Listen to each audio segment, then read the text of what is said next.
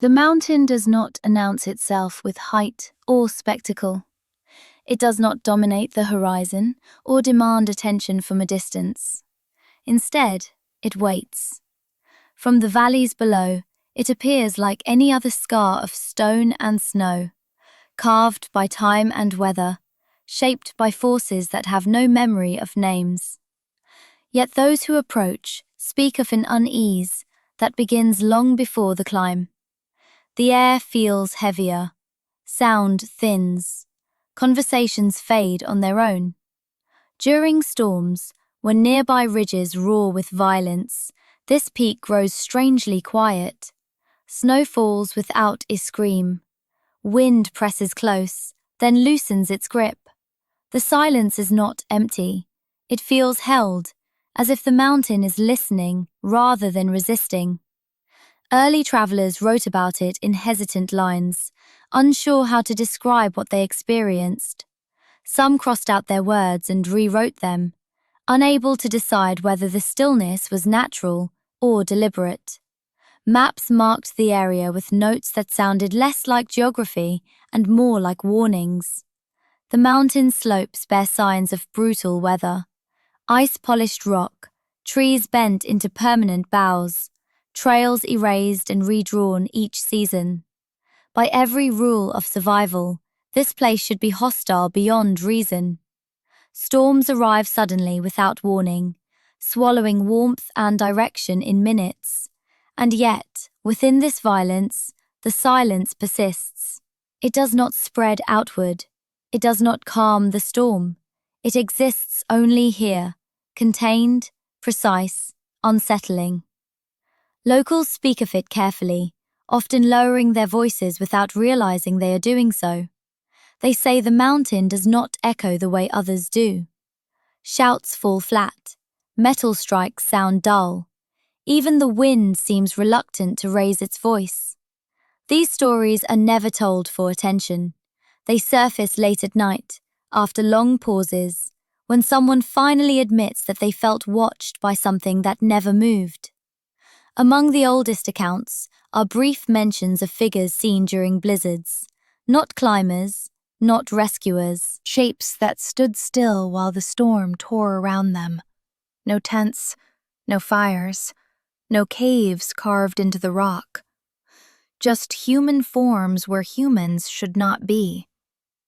Most dismissed these sightings as exhaustion or fear. Others stopped writing about them entirely. What unsettled observers most was not the presence of people, but their absence of urgency. There were no signs of struggle, no frantic movement, no attempt to escape the weather. When storms passed, no shelters were found, no tools left behind, only faint impressions in the snow that vanished by morning. The mountain began to feel less like terrain and more like a threshold. Those who crossed into its quiet zone described a subtle change in their own bodies. Breathing slowed without effort, muscles softened, thoughts stretched and thinned as if time itself had loosened.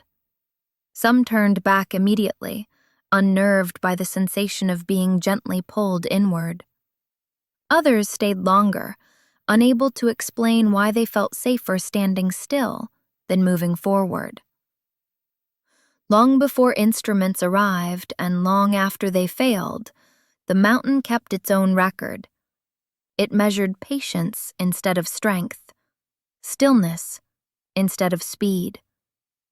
Those who listened felt it immediately, though none could explain it clearly. The quiet did not demand belief. It waited, unchanged, as generations passed and stories blurred into rumor. Even now, the silence lingers, asking nothing, offering nothing, yet drawing attention like a held breath alone. This silence did not promise protection. People still disappeared here. The mountain made no guarantees. What it offered was stranger. A pause inside chaos, a place where the storm's voice dimmed just enough to hear something else underneath. Whether that something was the mountain, the body, or an ancient habit long forgotten, no one could say. The silence raises a question that refuses to fade. If survival here was impossible, why did some remain? And if they did not conquer the storm, how did they learn to live inside it? The storms that sweep across this mountain are not gentle tests of endurance. They arrive with a speed that leaves no room for preparation and with a force that strips away error in minutes. Wind speeds recorded here have torn mature trees from frozen ground and hurled them downhill like broken tools. Temperatures plunge so quickly that exposed skin loses feeling almost immediately, pain giving way to numbness before the mind can respond. Snow does not fall in layers.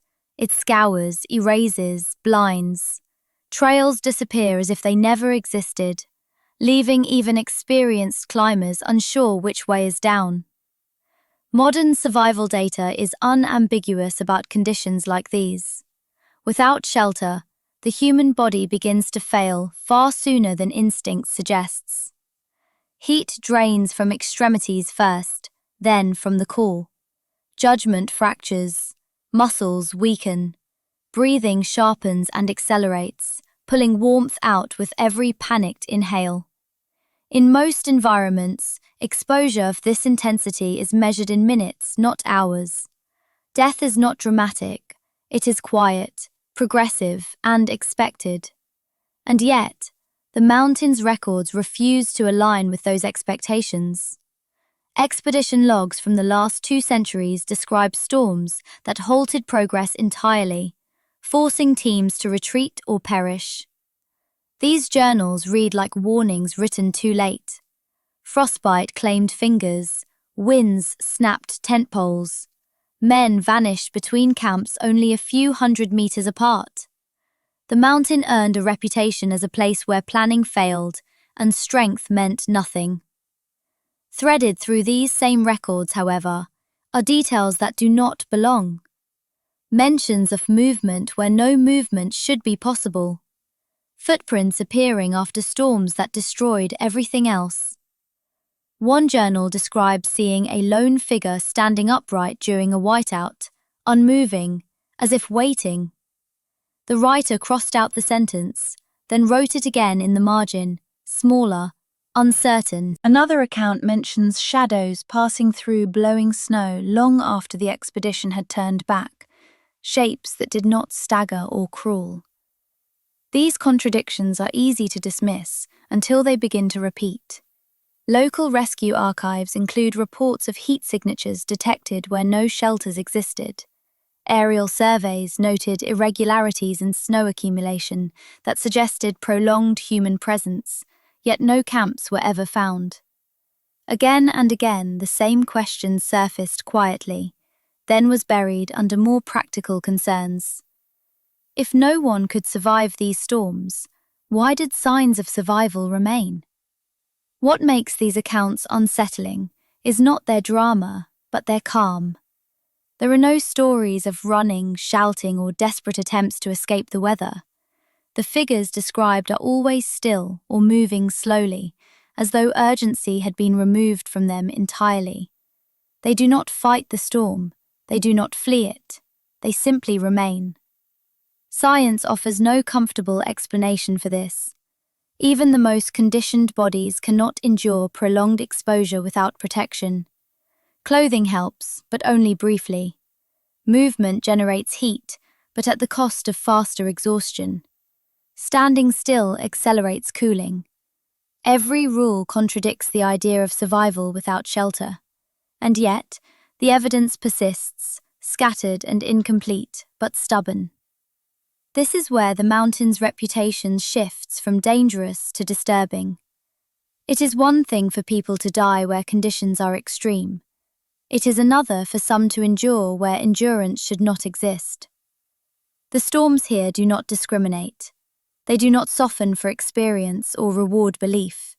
They tear at everything equally, except, it seems, a few who learn something others did not.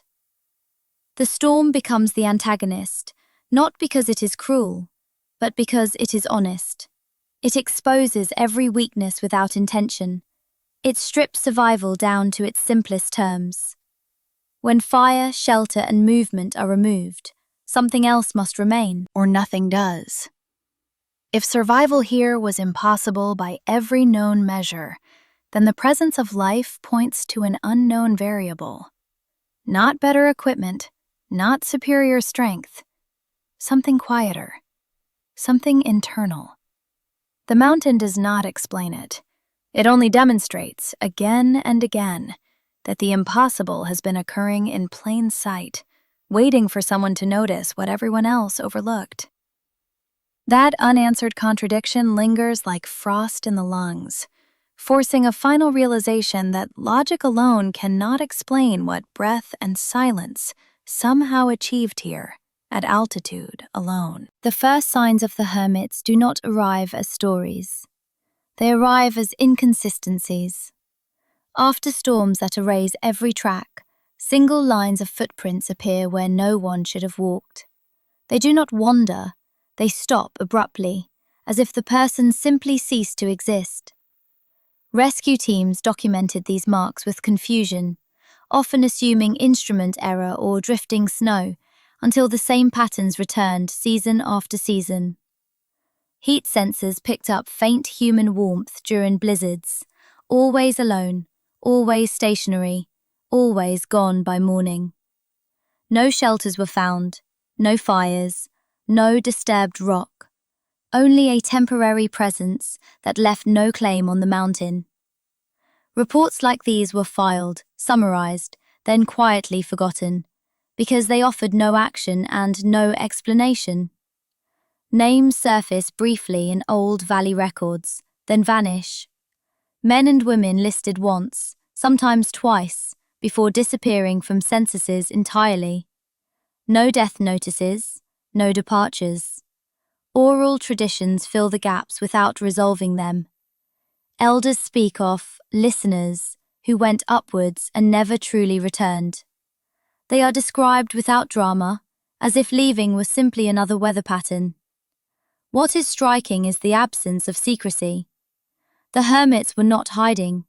They were seen often enough to be remembered, yet never closely enough to be known. Travelers described them standing still near rock faces during storms, faces calm, eyes unfocused, bodies arranged with quiet precision.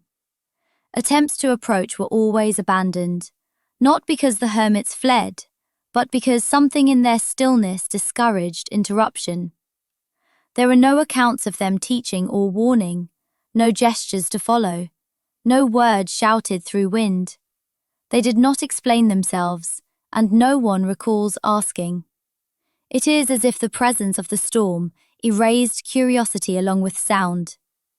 Observers later admitted that fear faded strangely in those moments, replaced by a heavy calm that made questions feel unnecessary. The mountain's silence begins to feel intentional here, not as a condition, but as a choice reflected in those who remained. The hermits did not alter the land. They left no structures, no paths, no symbols. Their influence appears only as patterns, repeated with quiet consistency. Survival without shelter, stillness during chaos, disappearance without conflict. The idea of a method hovers just beyond clarity. Witnesses sensed repetition, discipline, something practiced rather than improvised. Yet no single movement or posture defines it. What links these figures is not action, but restraint. They observed the storm without reacting to it, as though waiting for something to pass through them rather than over them. In this way, the hermits resemble echoes more than people. They register briefly, then fade, leaving behind altered understanding rather than proof. The mountain keeps no record of their names, only their behavior. And that behavior suggests a knowledge that does not announce itself, one that works only when attention softens and effort recedes. Before understanding how they vanished so completely, something else must be examined first: the body itself. What happens inside when cold, wind, and fear converge, and why silence might change the outcome entirely? This question lingers because it refuses urgency. It waits the way the mountain waits, patient and unresolved. Before tools, before maps, before explanation, there is the human system itself responding to threat. Breath tightens, muscles brace, thought narrows.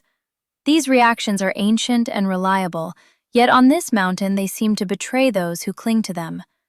The hermits left no instructions because instruction may have been the problem. Whatever they discovered did not add something new, but removed something familiar. To follow them, the body must be understood first, not as a machine to be pushed, but as a process that can quiet itself under pressure. Only by tracing what happens inside a human caught in true exposure can the pattern left by the hermits begin to make sense at all. That realization marks the edge of the story ahead, waiting quietly. The storm does not begin by freezing skin or stiffening joints. It does not announce itself with pain or collapse. It begins deeper, where the body first senses threat. Cold air hits the lungs sharply, and the breath responds before thought can form. Inhalations shorten, exhalations rush. Without noticing, the rhythm changes, and with it, everything else. As temperature drops, blood quietly retreats from fingers, toes, ears, and nose. It is not a mistake, it is a calculation.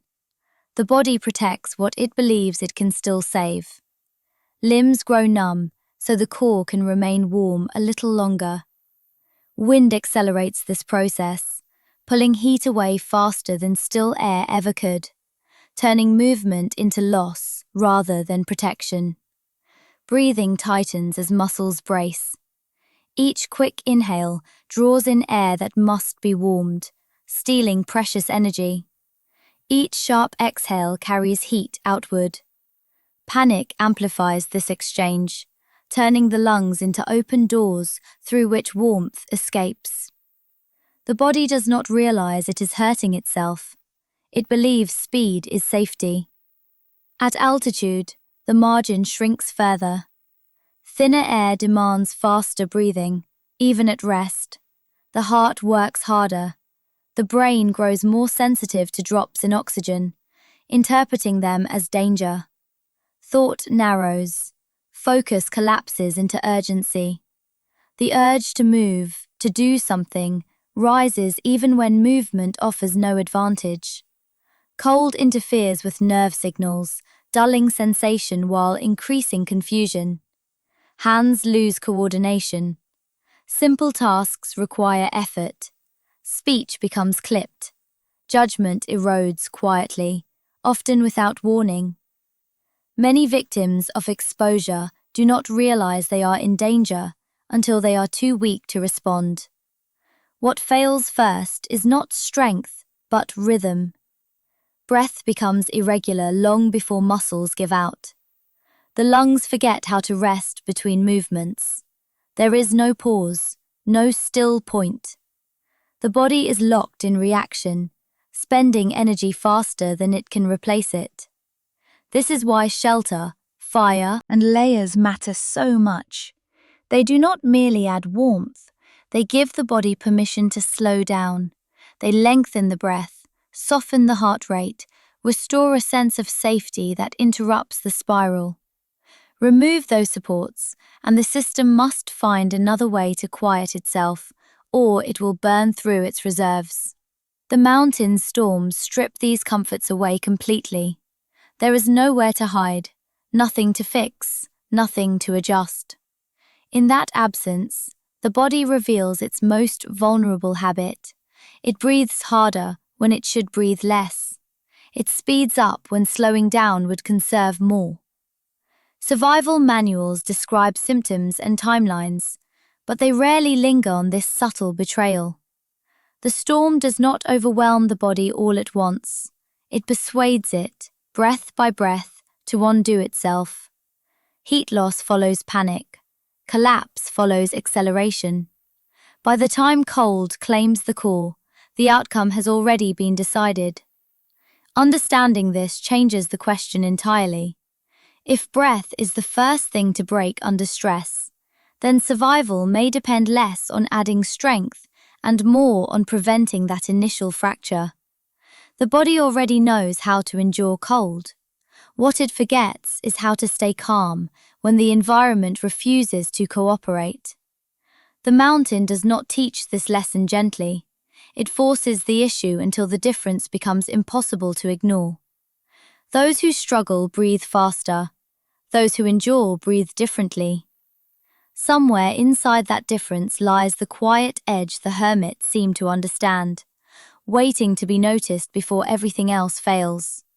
It is here, at this fragile point, that the story turns, not toward action, but toward restraint. If breath collapses first, then preserving it becomes everything. The storm exposes this truth without mercy. What remains unanswered is whether anyone learned to protect that rhythm without shelter, without movement, and without fear, and how such knowledge could be carried silently through generations. The mountain waits as this question settles, inviting the listener to follow the body inward before the wind returns again in silence now. The body fears before it understands. Panic does not arrive as a scream, but as a tightening. Muscles contract without instruction. The jaw sets. The chest lifts and locks, pulling air in sharp, uneven bursts. In cold and wind, this reaction accelerates everything that leads toward collapse. Heat leaves faster. Judgment thins. Movements become hurried and clumsy, driven by urgency rather than awareness. Case reports from high-altitude rescues reveal a pattern that appears again and again. Victims found close to safety, sometimes within sight of shelter, succumbed not because the environment was unbeatable, but because fear fractured their decisions. Gloves were removed at the wrong moment. Layers were opened to cool sweat that later froze. People ran when slowing would have preserved warmth. These were not failures of strength, they were failures of calm. Panic feeds itself through breath. Each rushed inhale signals danger to the nervous system, which responds by tightening further. The body enters a loop, spending energy faster with every cycle. Blood abandons the skin. Fingers stiffen. Fine motor control vanishes. The mind narrows until only escape exists as an option, even when escape is impossible. This is why the storm feels alive to those caught within it. Fear animates the environment, giving wind intention and cold purpose. The more one fights, the more aggressive the world appears. Survival becomes a struggle against something that cannot be defeated, only endured. Many perish not because the storm grows stronger, but because their inner resistance never relaxes. Against this backdrop, the behavior of the mountain hermits becomes unsettling. Witnesses never describe them running. No accounts mention shouting, signaling, or frantic motion. They are seen seated, standing, or leaning into rock faces with unhurried precision. In moments when panic would be expected, they display none. Their calm does not look learned. It looks assumed, as if fear never arrived. This absence of panic challenges everything taught about survival. Instinct tells us to act, to move, to force solutions into existence. Yet panic-driven action often worsens exposure. The hermits appear to have understood something others missed, that the storm cannot be outpaced, that fighting it drains more than it saves, that calm is not passive, but protective. Psychology confirms this quietly. When fear subsides, breathing lengthens on its own, muscles release, heat loss slows. The body returns to efficiency without conscious effort. Calm is not an emotion here. It is a physiological state that alters outcomes. The difference between life and death narrows to the space between breaths. This realization reframes the mystery. The secret was never hidden in equipment or terrain. It lived inside the human response to threat. Panic, invisible and internal, becomes the true killer. The storm merely provides the conditions. How one meets those conditions decides the result. If panic dismantles survival piece by piece, then the opposite state becomes deeply important. What happens when breath slows instead of sharpens? When the urge to escape dissolves? When the body stops broadcasting danger to itself? Somewhere beyond fear, the hermits found a way to remain. And if that state can be entered without force, then survival may depend less on doing more, and more on allowing less, waiting for the next quiet shift to arrive. This understanding does not promise safety, and it does not remove risk. It simply reveals where danger truly begins. Long before fingers numb or vision fades, the breath has already chosen a direction. Once it races, the body follows. Once it softens, something else becomes possible. The hermits never describe this shift, perhaps because it cannot be commanded. It arrives only when resistance ends. For modern listeners, this idea feels unsettling, even irresponsible. Doing nothing sounds like failure. Yet the mountain's history suggests otherwise. Those who survived did not overpower fear. They let it pass without feeding it. The storm remained violent. The cold remained real. What changed was the inner response, and in that quiet adjustment, made invisible to observers, the body found room to endure a little longer than expected, long enough for the storm to move on. That pause, barely noticeable, became the difference between disappearance and survival, lingering quietly after the wind finally loosened its grip at last. Now, long before the mountain drew quiet attention, other places taught the same lesson in different forms, not through instruction, but through survival. In frozen plateaus, endless deserts, dense forests, and high stone monasteries, people learned that the body responds differently when breath is treated as something precious rather than automatic. These cultures rarely wrote their understanding down. What they passed on lived in habits, pauses, and silences. Across harsh environments, the pattern repeats with subtle consistency. Those who endured did not rush. They moved deliberately, rested often, and spoke little when conditions turned hostile. Their breathing slowed during danger instead of quickening, not through force, but through familiarity. Stillness was not a reaction, it was a baseline. In places where heat could kill as quickly as cold, desert travelers were observed sitting motionless during the worst hours, eyes lowered, breath shallow and barely visible. In high elevations where air thinned and storms rolled in without warning, solitary figures remained calm while others panicked. In monastic traditions shaped by isolation and weather, daily life revolved around quiet rhythms that trained the body to remain composed under strain. What connects these distant examples is not belief, ritual, or philosophy. It is restraint. A shared understanding that breath governs more than survival. It governs perception. When breathing slows, the world feels less aggressive. Pain registers without overwhelming.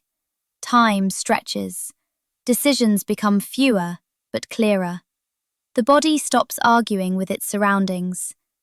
These cultures did not frame this as a technique. It was simply how one lived if one wished to continue living. Breath was not something to manipulate during crisis. It was something shaped over years, so that crisis changed nothing. In this way, survival appeared effortless to outsiders. even though it was the result of long familiarity with discomfort. Seen through this lens, the mountain hermits no longer feel like anomalies.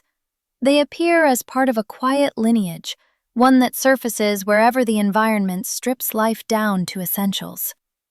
The mountain becomes another teacher in a long series, repeating lessons that have emerged wherever humans were forced to listen closely to their own bodies. What is striking is how rarely these patterns intersected with written knowledge.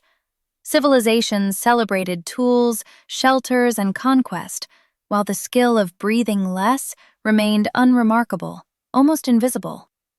Those who practiced it did not advertise it. They survived, and survival left little evidence beyond continued presence. The audience begins to sense convergence here. The hermit's silence mirrors the stillness of desert travelers. Their lack of urgency echoes monastic calm. Their survival without shelter aligns with nomads who trusted rhythm over force. These connections do not reduce the mystery, they deepen it. If this knowledge is ancient and widespread, why is it so rarely acknowledged? The answer may lie in how counterintuitive it feels. Modern instincts reward action, speed, and control. Breathing less sounds like surrender. Stillness feels dangerous. Silence feels like absence. Yet history suggests the opposite. In extreme conditions, the body thrives when interference is removed. When breath quiets, the system stabilizes. When attention narrows, fear loses momentum. The mountain hermits appear to have taken this understanding further, refining it until it became almost invisible. Where others slowed breath in moments of danger, they seemed to live inside that rhythm permanently. Where others practiced stillness occasionally, they embodied it. The mountain did not teach them something new, it demanded consistency. As these pieces align, the story shifts again. The mystery is no longer whether the hermits survived.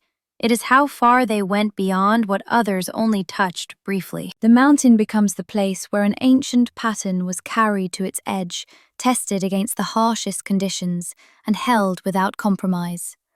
What they did next, and how that refinement altered survival itself, waits just ahead, as the quiet knowledge deepens and the storm prepares to return once more. The hermits did not search for warmth in the way others did. They did not build barriers or generate heat through motion. Instead, they noticed something subtle. In the heart of chaos, air itself changes.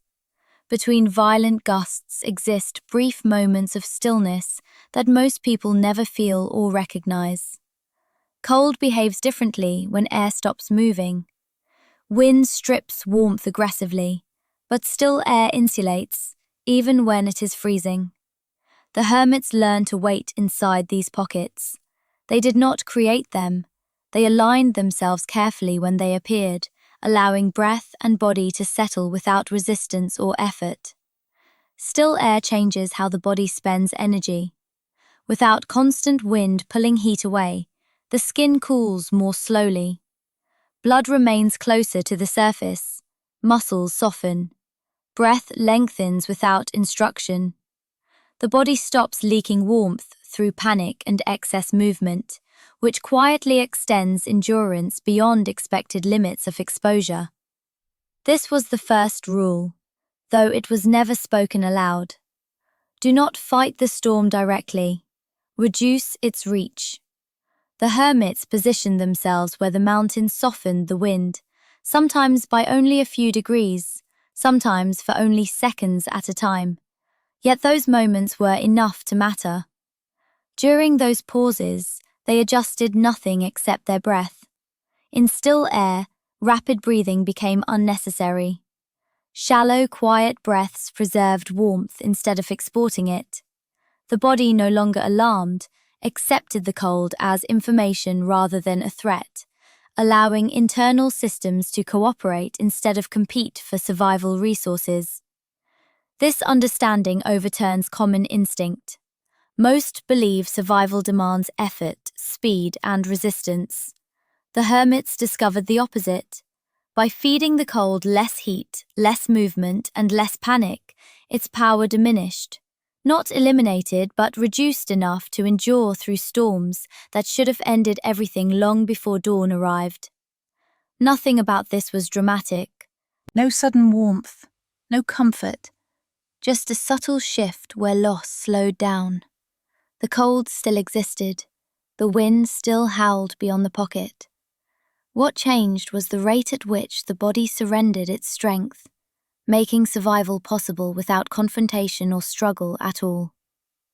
This was not shelter, and it was not protection in the usual sense. Still air did not block the storm, it merely interrupted it. Enough to allow breath to slow, enough to prevent panic from taking over completely during moments when survival balanced on margins of heat, time, and awareness. The realization arrives quietly for the listener. Stillness is not passivity. It is alignment. The hermits did not endure by force. They endured by positioning their bodies where chaos lost momentum, and by ensuring their breath did not reintroduce it through tension, noise, or frantic effort during moments of exposure. This principle alone explains part of the mystery, but not all of it. Many could find still air.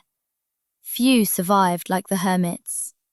Something else was layered onto this rule, something less visible, and far more unsettling in its simplicity than anything taught by survival manuals or science alone today.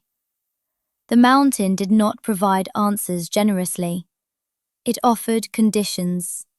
Still air was the doorway, not the destination. Those who stopped here misunderstood the lesson. Those who went further discovered something stranger waiting on the other side, where breath, silence, and perception began to change together, quietly reshaping survival itself. This is where the hermits diverged from every other tradition.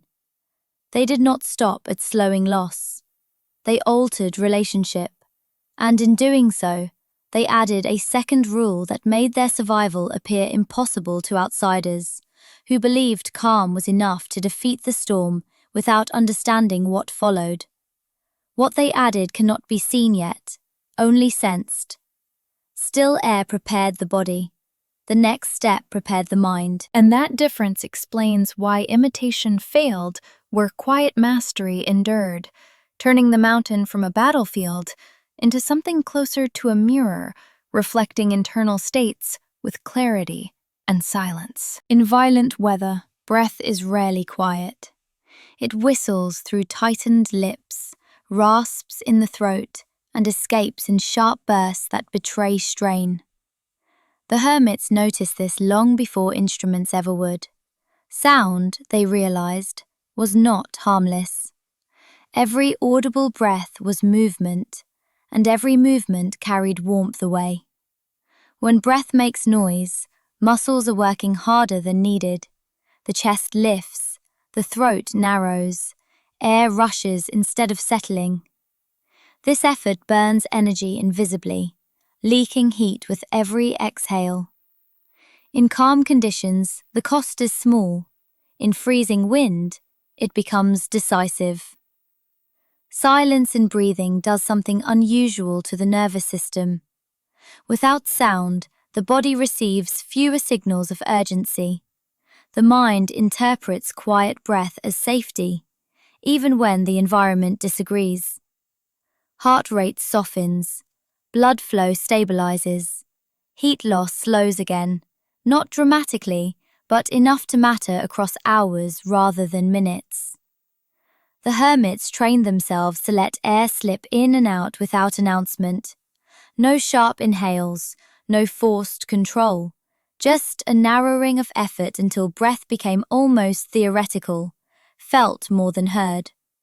Witnesses later struggled to describe this because it looked like nothing at all. This silence did not mean holding breath. That would have triggered panic immediately. Instead, breathing became shallow, efficient, and regular, removing strain without creating deprivation. Oxygen intake remained steady, but demand dropped as muscles relaxed.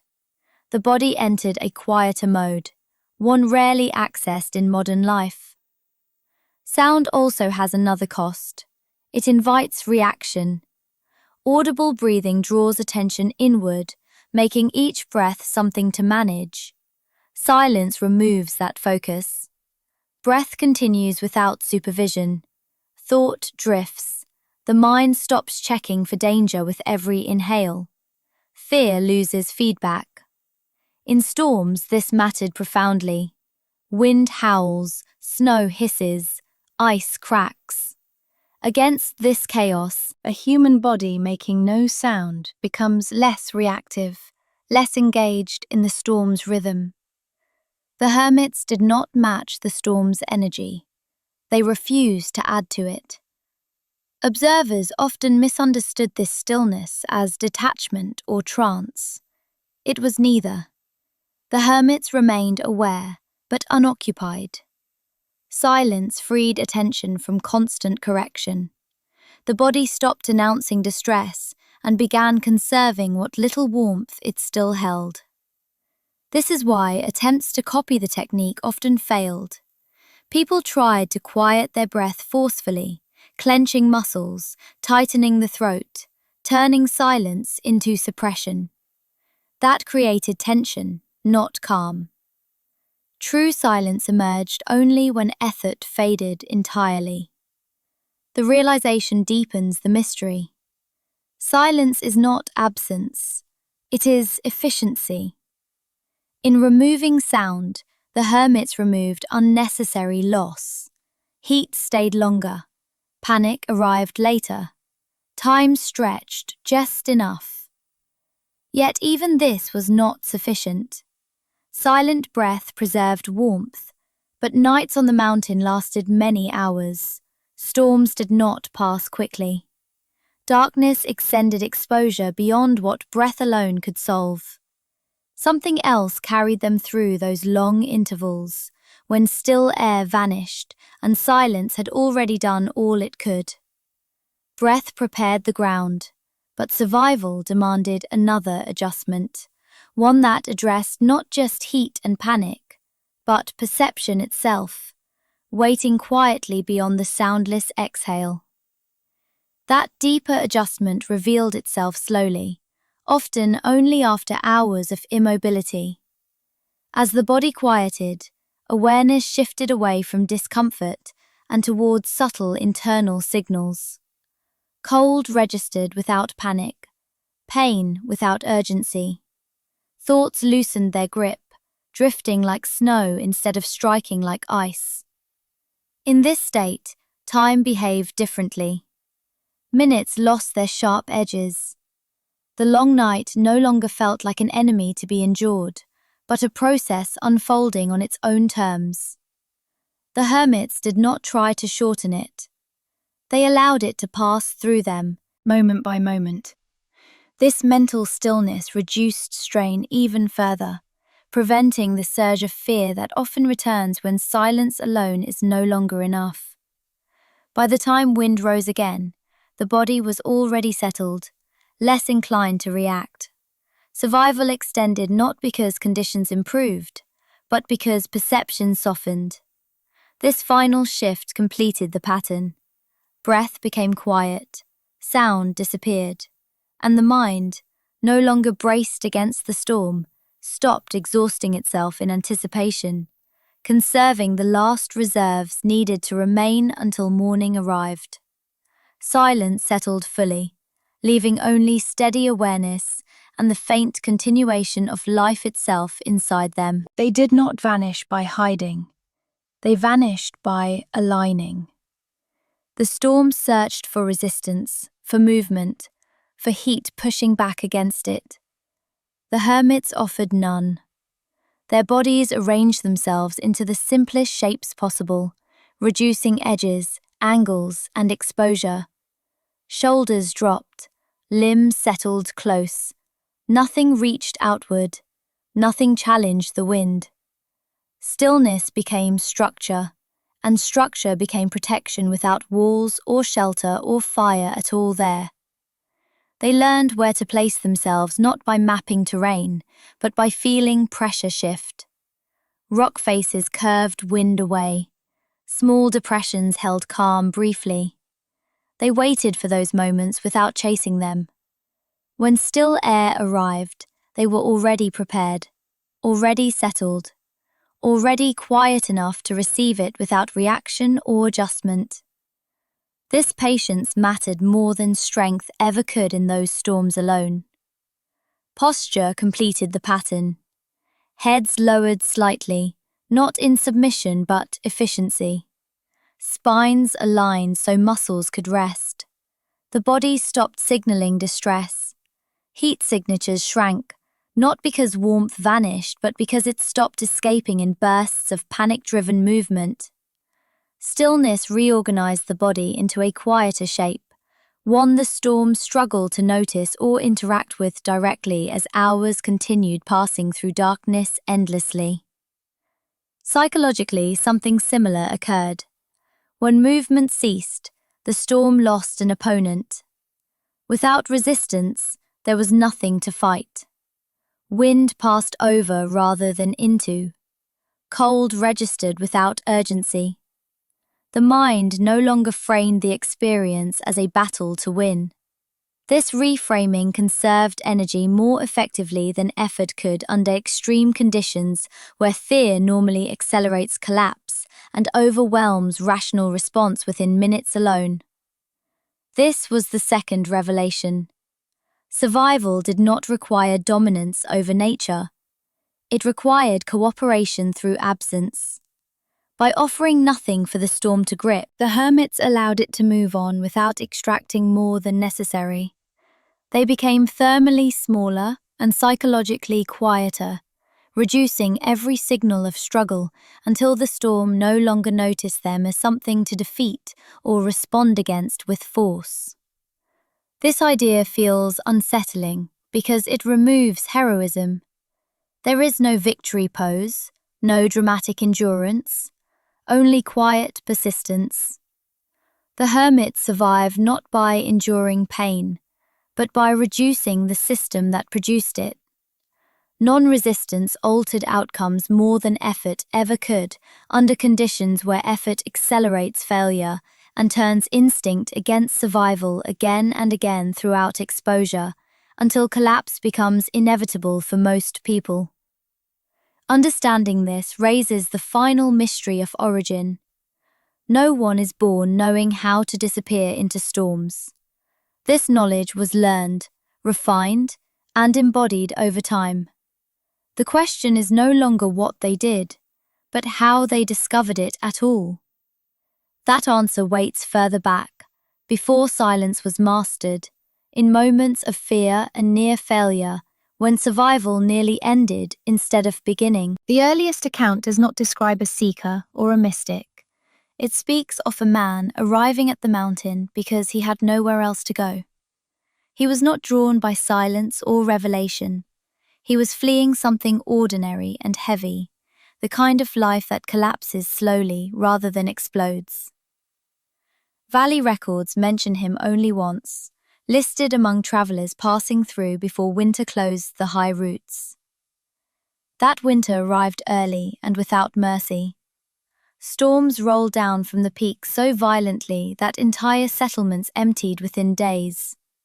Families packed what they could carry and descended to lower ground, abandoning livestock, tools, even homes built by generations. Fear moved faster than snow. The mountain was declared unlivable until spring. Everyone left, except one man. Witnesses later recalled seeing him on the slope as the first winds rose. He was offered shelter, a place by the fires below, a chance to descend before visibility vanished. He refused without argument. He did not explain himself. He simply stayed where he was, standing still as others hurried past him with urgency sharpening their steps. The last image anyone carried of him was unremarkable. No raised arms, no farewell, just a figure facing into the wind as if waiting for it to arrive properly. The storm erased everything after that. Paths vanished, sound dissolved. Snow swallowed the mountain for days. Those who fled assumed the man was dead, claimed by cold like so many before him. No one expected otherwise. His choice felt less like courage and more like resignation. Then the storm passed. When people cautiously returned, they found no body, no shelter built in desperation, no signs of struggle, only footprints near a rock face, pressed deep into snow that should have drifted smooth by then. The prints did not lead anywhere, they simply ended. There was no celebration, no story of triumph spread through the valley. The man did not return with lessons or pride. He did not descend to prove anything. He remained unseen, yet undeniably present. Over the following months, signs appeared occasionally. A glimpse during snowfall, a shadow near the ridge, always still, always alone. The villagers stopped searching for explanations. They accepted his presence the way one accepts a weather pattern that defies expectation but repeats often enough to feel real. What unsettled them was not that he survived, but how little effort survival seemed to require. He did not look hardened or aggressive. He did not appear victorious. He looked unchanged, as if the storm had passed around him without marking him. This reframes courage entirely. There was no fight, no endurance displayed outwardly. His defining act was refusal. Not refusal of fear, but refusal to run. In a moment when movement felt mandatory, he chose stillness. That choice contradicts everything instinct demands. When danger approaches, bodies flee or brace. He did neither. He stopped. The mountain did not reward him. It did not soften. The storm remained lethal. Others had died under similar conditions. His survival was not owed to luck alone. Something in how he met the storm altered the outcome. Yet survival alone explains nothing. Many survive once by chance and never again.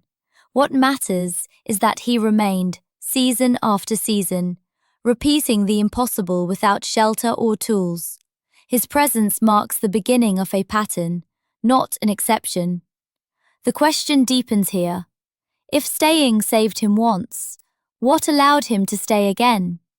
What changed inside him during that first storm that made returning unnecessary?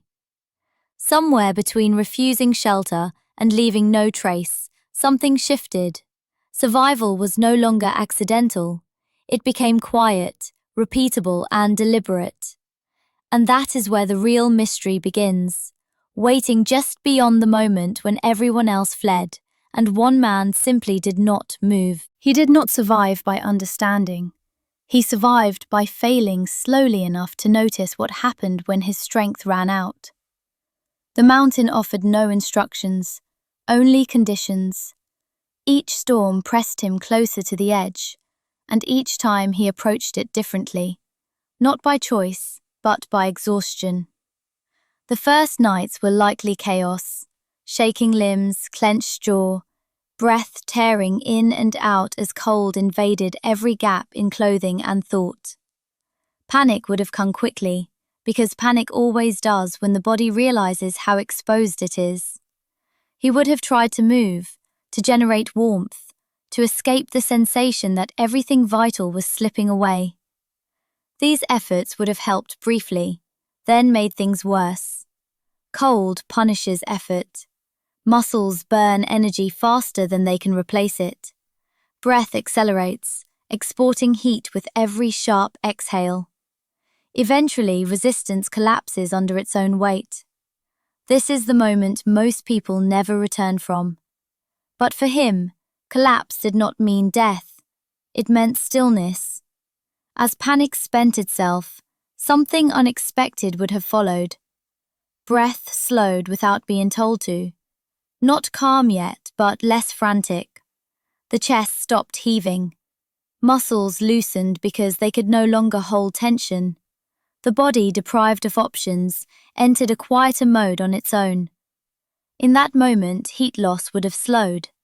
Not because the cold retreated, but because the body stopped feeding it. Without sharp breathing, warmth stayed longer. Without constant movement, blood flow stabilized. Sensation dulled, but awareness remained. The storm did not weaken, his resistance did.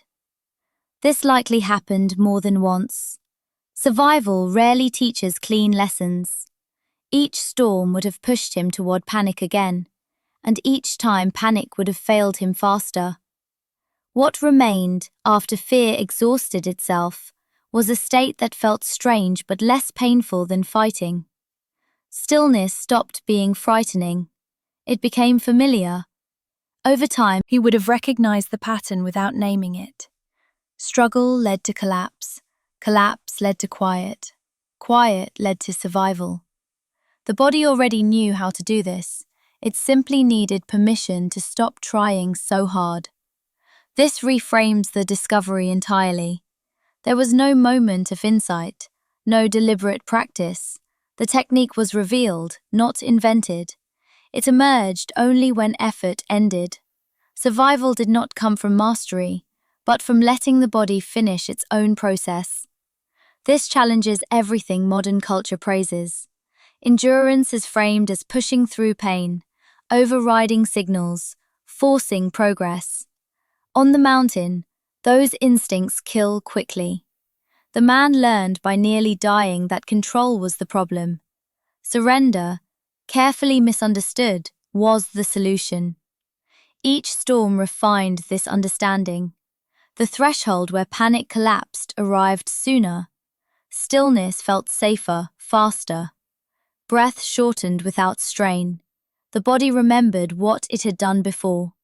Survival became repeatable, not because conditions improved, but because resistance diminished earlier each time. This is why the knowledge felt ancient when others later encountered it. It did not belong to one person. It belonged to the human system itself. The hermit did not create a method. He uncovered a default state, buried beneath fear and urgency. Once recognized, it could not be forgotten. The body would return to it whenever conditions demanded. This is how the mountain changed from a threat into a teacher. Not by explaining anything, but by stripping life down until only what worked remained. And once something works consistently, it never stays contained. Others would arrive at the mountain with their own reasons, their own fears, their own moments of near failure. They would watch, they would endure, they would fail in the same ways, and some, inevitably, would reach the same quiet edge, where struggle ends and something older takes over. That is how the knowledge began to move. Not through teaching, but through repetition. One body discovering what another had already remembered. One storm preparing the ground for the next. What started with a single man who refused to flee would slowly become a pattern, carried forward by those who learned the only way it can be learned, when survival leaves no other option. The man did not withhold what he learned out of secrecy. He withheld it because language failed where experience alone could teach. When others asked, he did not explain. He stayed where he was, settled his body, and waited. Those who watched expected instruction, but received only example, and even that felt incomplete. Silence was his only answer, and for most, it was not enough. He had seen what happened when people tried to force calm. They copied his stillness without understanding its origin. They tightened their breath instead of releasing it, and the body responded with panic. Cold punished them quickly, often faster than before. What saved him destroyed them, because timing was everything, and they had not reached the edge where effort naturally ends yet. They assumed control. He understood something that could not be taught without risk. The quiet state only appeared when escape felt impossible.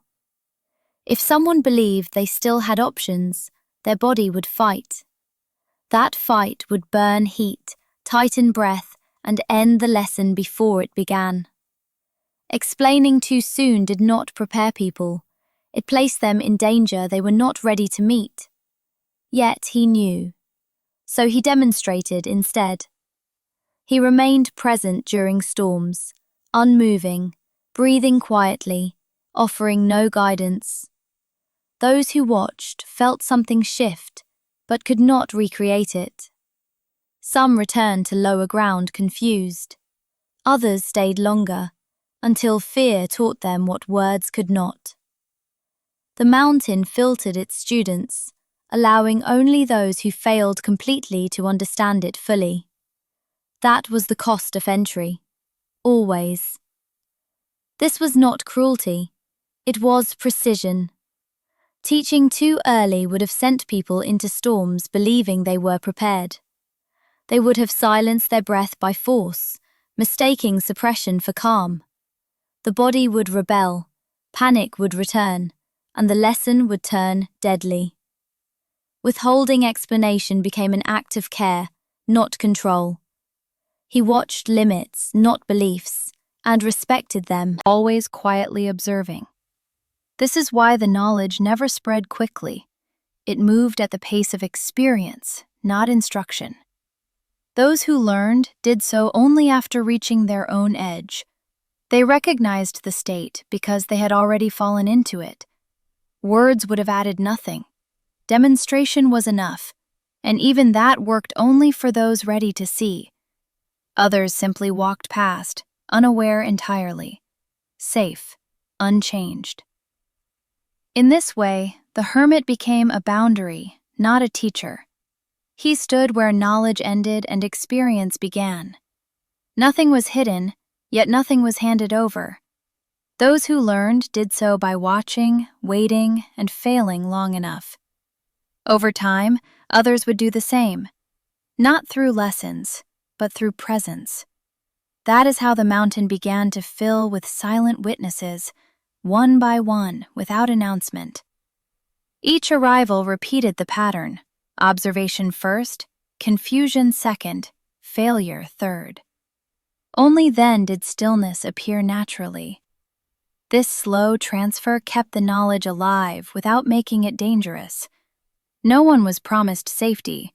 They discovered limits on their own. The mountain remained neutral, allowing learning only when failure had finished teaching. That was the price of entry, paid in time, not words. This explains why nothing was written down. Writing would have invited imitation without context. It would have tempted the unprepared to test themselves too soon. Silence protected them better than instruction. The hermit did not guard power. He guarded timing. And timing on the mountain meant everything between survival and loss. Those who understood never asked for explanation. They already knew why words failed here. Over time, the pattern spread quietly, not as a tradition, but as recognition. One person would see another standing calmly where panic should exist. Nothing was said, nothing needed to be. Watching was enough to begin the process. Eventually, the mountain held many who learned this way, each arriving at stillness alone. That is how the knowledge moved forward, step by silent step, without instruction. Others arrived without knowing why they stayed. They came to cross the mountain, to test themselves, to escape something behind them, or simply because the path led upward. They did not come seeking the hermit or the silence. Most had never heard the stories. Yet the pattern repeated itself, quietly and without instruction. During storms, newcomers noticed figures already there, not moving, not sheltering, sometimes seated against stone, sometimes standing as if waiting for something to pass.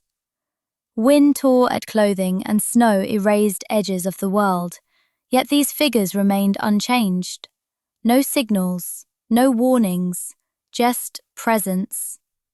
Those who survived longest were rarely the strongest. Experience offered little advantage. The ones who endured were the ones who stopped trying first. Observers describe the same progression again and again. Panic rose, effort followed, then exhaustion arrived, and after that, stillness. Those who reached stillness early lived. Those who fought it rarely did. No one taught this. No one explained it. People learned by watching failure repeat itself. They learned by seeing who survived storms and who did not, and by noticing that survival looked nothing like struggle. It looked almost like surrender. Over seasons, this consistency became impossible to ignore. Different people, different backgrounds, same outcome. Those who quieted themselves endured. Those who resisted vanished. The mountain offered the same test every year, and the results stayed the same. Some tried to copy what they saw. They sat where others sat. They stood where others stood. Most failed, because copying posture without understanding timing only delayed panic. But a few stayed long enough for fear to burn itself out naturally. Those few discovered the same quiet state without being told what it was. The mountain became the teacher through repetition. It stripped away differences until only response remained. It did not reward belief or preparation. It rewarded alignment. Those who learned did so alone, even while surrounded by others. This is how the technique spread without becoming a tradition. There were no names for it, no rules to follow, only observation, presence, endurance without effort.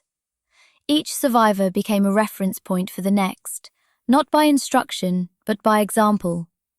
The unsettling truth emerged slowly. Survival here was no longer rare. It was repeatable, not easy, not safe, but consistent enough to form a pattern. A person could fail repeatedly, yet eventually arrive at the same stillness if they stayed long enough. The mountain did not care who learned. It offered the same conditions to everyone. Those who adapted did not do so by becoming stronger, but by becoming quieter. This quiet was not mystical. It was practical. It reduced loss. It delayed collapse. It allowed time to pass without resistance. As more people endured storms this way, the mountain's reputation began to change. It was still deadly, still unforgiving, but it was no longer incomprehensible. Something repeatable existed here, something that did not rely on shelter or tools, and repetition attracts attention. Stories moved outward, carried by those who descended again. Not detailed accounts, just contradictions. People surviving without shelter, standing still through blizzards, calm where panic should dominate. These stories invited curiosity, skepticism, and, eventually, outsiders. The mountain had offered its lesson quietly, but repetition makes silence visible, and visibility invites interference. What had spread slowly through observation now drew eyes that wanted to capture, explain, and control it. The same pattern that allowed survival also carried risk, because attention changes environments, and the mountain, once patient, would soon be tested by those who came not to learn, but to take. When the stories reached beyond the valleys, they changed shape. What had once been quiet contradictions became challenges to solve. Climbers arrived with measured confidence. Scholars followed with questions already formed. They did not come to observe, they came to extract. Unlike the hermits, these outsiders carried urgency. They unpacked notebooks, instruments, and expectations at altitude. They spoke about methods before storms arrived, rehearsing calm as if it could be memorized. Stillness became a performance, silence became a task. During the first storms, they tried to replicate what they had seen. Breaths were slowed deliberately, counted carefully, forced into patterns. Bodies were positioned precisely, muscles held rigid to avoid movement. They believed control was the key. At first, it seemed to work. Minutes passed, then hours. Some reported feeling calm, even proud, as the wind battered their fixed posture. They mistook delay for success. Then panic returned, sharper than before. Breath rebelled against restraint. The chest tightened. Oxygen debt crept in unnoticed. Muscles burned from holding still instead of resting. When fear surged, it did so violently, overwhelming the fragile calm they had imposed. Some collapsed early, unable to maintain the strain. Others lasted longer, only to fail suddenly, disoriented and weak. Rescue teams later found bodies positioned carefully against rock, seated as if meditating, expressions neutral. The posture had been copied perfectly, the state had not. The mountain offered no correction. It did not soften because effort was sincere. It did not distinguish between curiosity and arrogance. It responded only to reality. Forced calm was still effort, and effort still fed the storm. This was the second revelation, and it unsettled everyone who witnessed it. The breathing trick was not inherently safe. It was neutral, powerful but indifferent. Used too early, or for the wrong reason, it accelerated collapse instead of preventing it. Those who failed had done everything they thought was right. They slowed breath, they reduced movement, they embraced silence. What they could not imitate was timing. Their bodies still believed escape was possible, so panic never fully released its grip. The Hermits understood this immediately. They watched the outsiders with concern, not judgment. They saw the same mistake repeated with increasing confidence, and they knew what would follow. The mountain did not forgive misunderstanding. It punished assumption quietly, without drama. Each failure reinforced the same truth. This knowledge could not be taken. It could only arrive when effort ended on its own. After the last recoveries, something changed. The Hermits withdrew further from view. Demonstration stopped. Presence faded. The mountain returned to silence, as if responding to a boundary being drawn. What had once been visible became hidden again, not to protect power, but to protect life. Because now the cost was clear. Watching was no longer harmless. Attention had turned observation into interference. And the Hermits, careful observers of limits, made a decision that would shape everything that followed. It became clear that the outsiders misunderstood what they were witnessing. They believed the mountain offered a shortcut, a method that could be isolated and mastered. What they failed to see was that the technique emerged only after something collapsed internally. The Hermits had not chosen calm. Calm had arrived when choice disappeared. Without that collapse, imitation became dangerous theater. The storm exposed this difference mercilessly. Those who treated stillness as a strategy remained tense beneath it. Their silence was brittle. Their breath restrained rather than released. The body sensed deception and responded with alarm.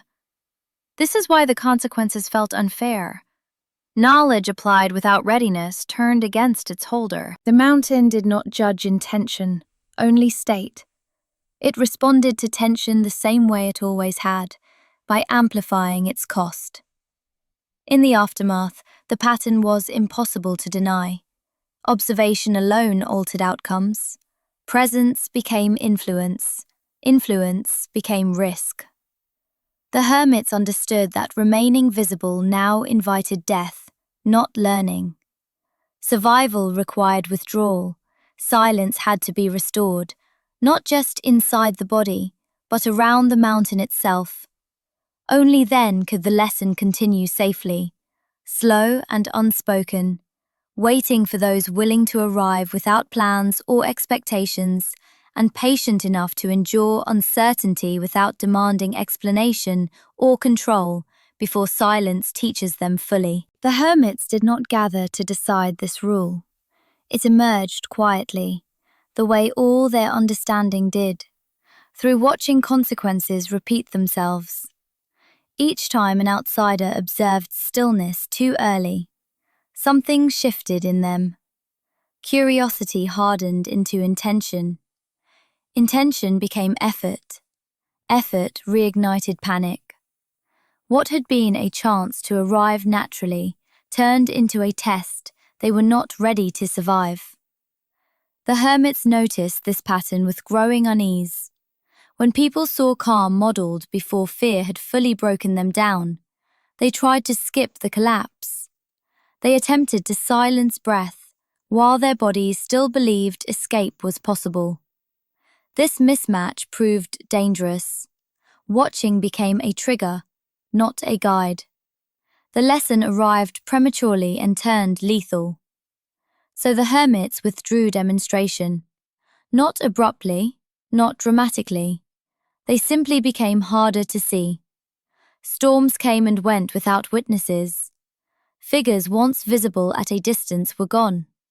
The mountain felt emptier, but safer. Those who remained no longer offered examples. They allowed storms to teach without interference. This boundary marked a turning point. Survival was no longer something to be shown. It was something that had to be reached alone. The breathing trick ceased to be a technique and became a threshold. You crossed it only when effort failed completely. Before that moment, any attempt to imitate was only pretending, and the body always knew the difference. The ethical weight of this realization settled heavily. Something that could save lives could also end them. The hermits understood that intention mattered less than timing. Teaching early felt compassionate, but proved cruel. Withholding explanation felt harsh, but preserved life. Silence became responsibility. This reframes the knowledge entirely. It was not guarded because it was powerful. It was guarded because it was fragile. It worked only under precise internal conditions, ones that could not be manufactured or hurried. Trying to give it away robbed it of safety. The mountain reinforced this boundary without comment. Those who arrived demanding answers found nothing. Those who arrived without plans sometimes stayed long enough to understand. The lesson filtered itself. No one was excluded deliberately. Readiness decided everything. The hermits faded further into obscurity after this. They did not want to be symbols or proof. Visibility invited imitation. Imitation invited death. So they chose absence. Not disappearance, but distance. They let the mountain return to silence. This choice unsettles modern sensibilities. Knowledge is assumed to be neutral, sharing assumed to be good. Here, restraint was the ethical act. The hermits accepted being misunderstood rather than responsible for harm. They valued limits over recognition. Over time, their absence became part of the mountain's character. Stories grew quieter. Sightings stopped. The place felt empty again, as if the lesson had been withdrawn. In truth, it had simply retreated back to its original form, available only to those willing to wait without guidance. The breathing trick was never meant to be taught. It was meant to be remembered. Remembered by the body when it ran out of alternatives. Any interference before that moment disrupted the process. The hermits honored this by doing nothing. Their silence was not secrecy. It was care. A recognition that some thresholds cannot be pointed to safely. You must arrive on your own, through exhaustion, fear, and surrender. Only then does stillness appear without force.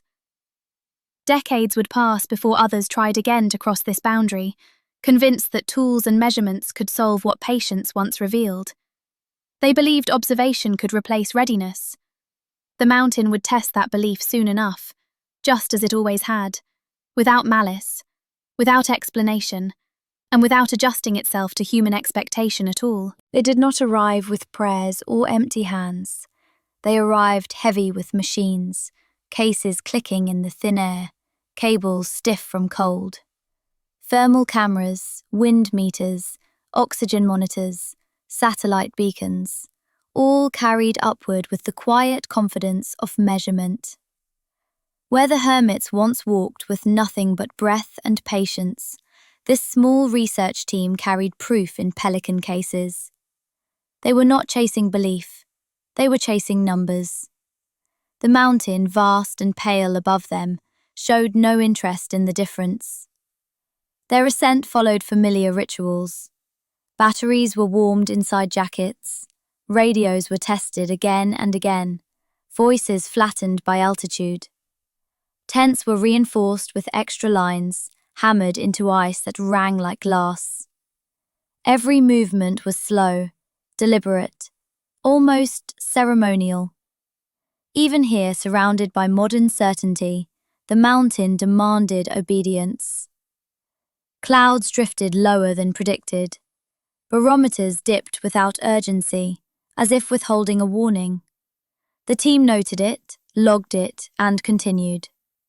The storm arrived early. Not violently at first, but with the patience of something that knew it had time. Snow began as a whisper, then thickened. Wind gathered itself along distant ridges, unseen but loud, like breath drawn through stone. The instruments came alive. Numbers climbed sharply, then wavered. Gusts struck the slopes around them with erratic force, yet the tents trembled less than expected. It was enough to feel wrong, and wrongness is what scientists are trained to follow. They adjusted their sensors and moved closer to a jagged line of rock, exposed through the ice. There, the data shifted again. Wind speeds spiked above and below them, but dropped suddenly at their position. Not blocked, not deflected, simply absent for a moment, then present again. Seconds later, the calm returned, brief and precise. A pocket, then another. The readings repeated, too clean to dismiss. Thermal imaging showed nothing remarkable. No warmth, no sheltering cavity. Just stone meeting air at an exact angle. The mountain was not resisting the storm. It was shaping it, folding violence around small, temporary rooms of stillness. Rooms that existed only if you stood in the right place, at the right time, and stayed very still. The team exchanged looks that carried more weight than words. Human senses felt chaos. The machines insisted on pattern. Calm appeared, vanished, and reappeared with unsettling rhythm. The mountain seemed to breathe differently in certain places, exhaling safety for seconds at a time. Enough time to rest lungs. Enough time to survive, if someone knew when to wait. They had come expecting to measure endurance, exposure, limits. Instead, they were measuring absence. The absence of wind. The absence of randomness. Something here had been overlooked, not hidden, but ignored, because it required patience rather than force. The Hermits, long dismissed as stubborn or myth-bound, began to feel uncomfortably precise. As the storm deepened, the team marked coordinates, timestamps, angles. They did not speak of legends, but their silence thickened. Proof was forming, not of miracle, but of attention. The mountain was not a wall against nature. It was an instrument itself, playing the storm into narrow, fleeting mercy. And as night pressed closer, one question lingered, heavier than the equipment on their backs. If these calm places existed by design of stone and wind, then survival was never accidental. It was positional, timed, and known. Outside the tents, the storm rehearsed itself again and again, as if refining a lesson. Inside, the machines hummed softly, indifferent to fear. Data accumulated, but meaning waited. Somewhere in the dark geometry of the slope, seconds of safety opened and closed. The implication settled slowly, unsettling in its simplicity. This mountain did not reward strength. It rewarded knowing when not to move, and where. That realization followed them into the night, quietly rearranging everything they thought they understood about endurance, faith, and the invisible maps drawn by wind, waiting beyond sight, memory, and measured time. The data arrived quietly, without drama, accumulating line by line as the storm pressed on. Sensors traced body heat loss, breath rate, exposure time, each measurement landing like a careful step in deep snow. No alarms sounded. No thresholds were crossed. Yet something subtle was unfolding, something the screens could not explain at a glance. During the longest night, a volunteer sat wrapped in layers, face turned toward the dark slope. His breathing slowed, not forced, not controlled, simply allowed to thin until it barely disturbed the air. The thermal camera watched his heat signature change. It did not plunge as expected. Instead, it steadied, smoothing into an even glow, as if the body had stopped spilling warmth in nervous bursts. Panic usually leaks heat. Calm, it seemed, did not. The numbers repeated with others. When breathing softened to near silence, heat loss followed a strange curve, dropping, then leveling, then holding. The body behaved less like a failing engine and more like a sealed room. Oxygen monitors added another layer of confusion. Intake fell below safe margins, yet distress did not arrive on schedule. Heart rate slowed, muscles loosened. The spiral never began. The team searched for error. Calibration was checked, sensors were swapped. Nothing changed. The pattern held, fragile but consistent. This was not simply breathing slower. Something deeper had shifted. Fear, usually the hidden conductor, had stepped aside. Without it, the body obeyed different rules, older rules, quieter ones that did not rush toward collapse. Then the data bent further. The strongest results clustered around specific locations. When subjects sat near those fleeting pockets of stillness, the effect sharpened. Heat stabilized longer. Oxygen tolerance widened. Calm arrived faster, stayed deeper. Breath alone mattered, but breath placed correctly mattered more. The mountain was no longer background. It was part of the system. Graphs layered over maps revealed an unsettling harmony. Where wind folded away from stone, the body followed suit. Chaos outside, order within. The Hermits' survival was beginning to look less mystical and more exact. They had not fought the storm or surrendered to it. They had aligned themselves with brief permissions written into the terrain. The realization brought discomfort. If these states could be measured, they could be pushed. Curiosity shifted toward ambition, a quiet and dangerous turn. One team member, confident and well-conditioned, suggested extending exposure, longer stillness, shallower breath. The numbers were encouraging. The mountain seemed cooperative. Experience whispered caution, but data can sound like approval. They prepared another test as the storm tightened its grip. Instruments hummed, timers reset. The calm pockets continued their rhythm, opening and closing like hidden doors. The volunteers settled in, breathing thin, eyes half closed. For a while, the screens rewarded them with stability. Then the wind changed its cadence, just enough to matter. A pocket collapsed early. Calm vanished between breaths. The mountain did not announce the shift. Numbers spiked too late. What had felt synchronized slipped out of phase. In that moment, it became clear that these conditions were not tools to command. They were invitations that could be withdrawn without warning. As the team intervened, pulling the test to safety, silence returned, heavy and sobering. Data had revealed a pathway, but also a boundary. Measurement had tempted them into forgetting who set the terms. The mountain allowed alignment, not dominance. And somewhere beyond the reach of sensors, patience was still the missing variable, waiting to be learned the hard way. Outside, the storm continued its slow rehearsal, indifferent to insight or intention. Wind erased tracks almost as soon as they formed, reminding everyone how temporary presence was here. The team logged final notes with steadier hands, aware that knowledge had weight. Proof did not end mystery, it deepened it. What they measured hinted at training, timing, and restraint passed quietly between generations. The Hermit's stillness no longer seemed passive. It felt deliberate, practiced, and rare. As sleep pressed against tired minds, one understanding settled in gently. Survival on this mountain was not a single act.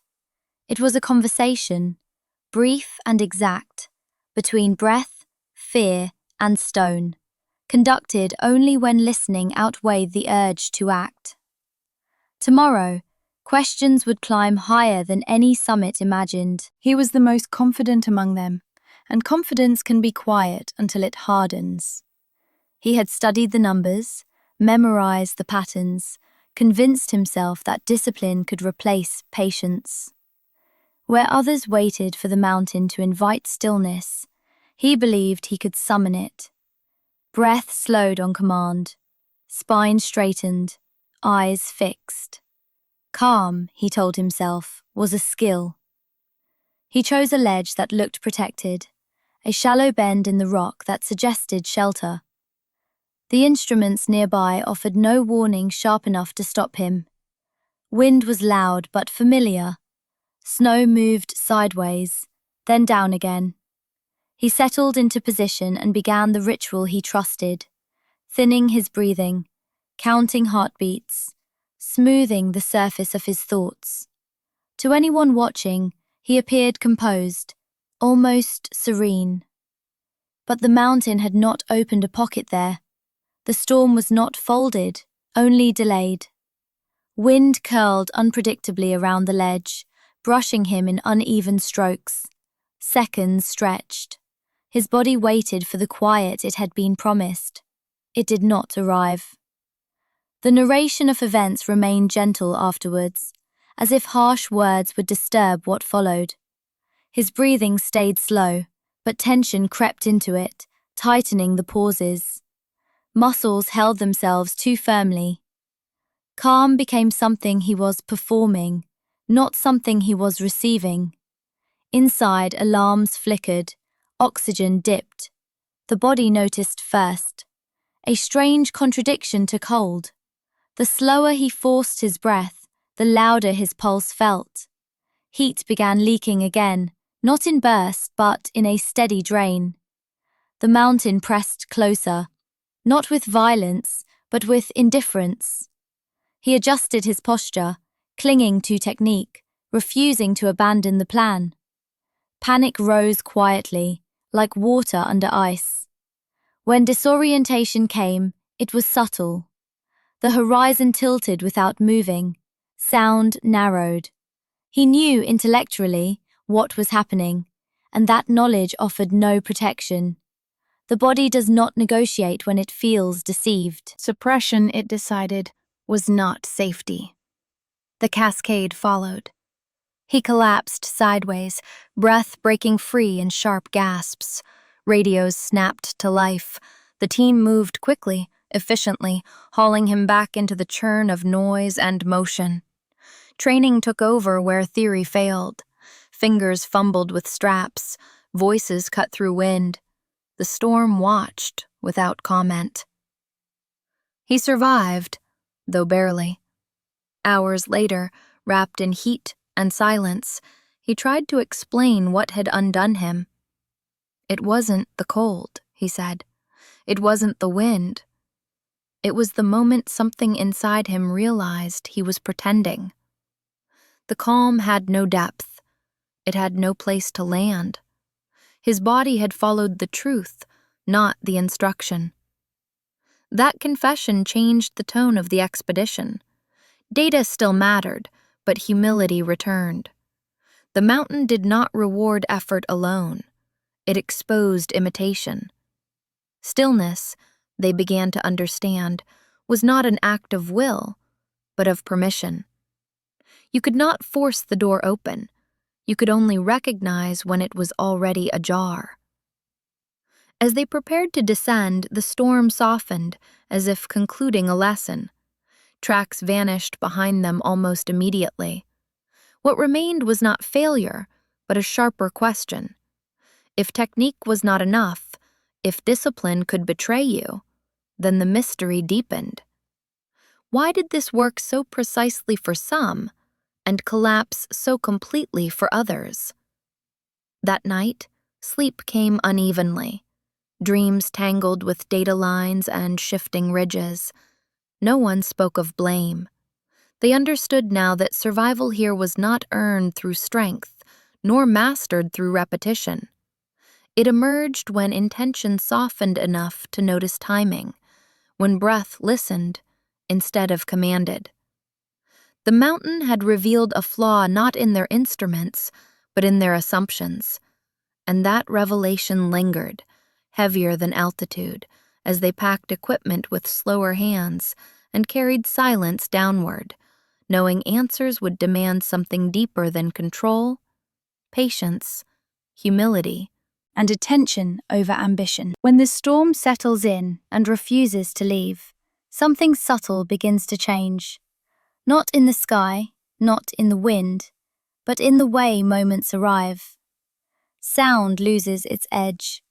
Movement feels delayed, as if the world is passing through thick fabric before reaching you. The Hermits spoke of this softly, and modern observers struggle to explain it without sounding uncertain. Time, they said, begins to stretch. At first, it is barely noticeable. A breath feels longer than expected. The pause between gusts widens. Snow seems to fall in slow thought rather than motion. The mind, overwhelmed by constant force, stops tracking every second. Attention narrows, not from effort, but from necessity. There is too much outside to hold all at once, so awareness retreats inward, choosing rhythm over detail. Breath becomes that rhythm, not counted, not controlled, simply followed.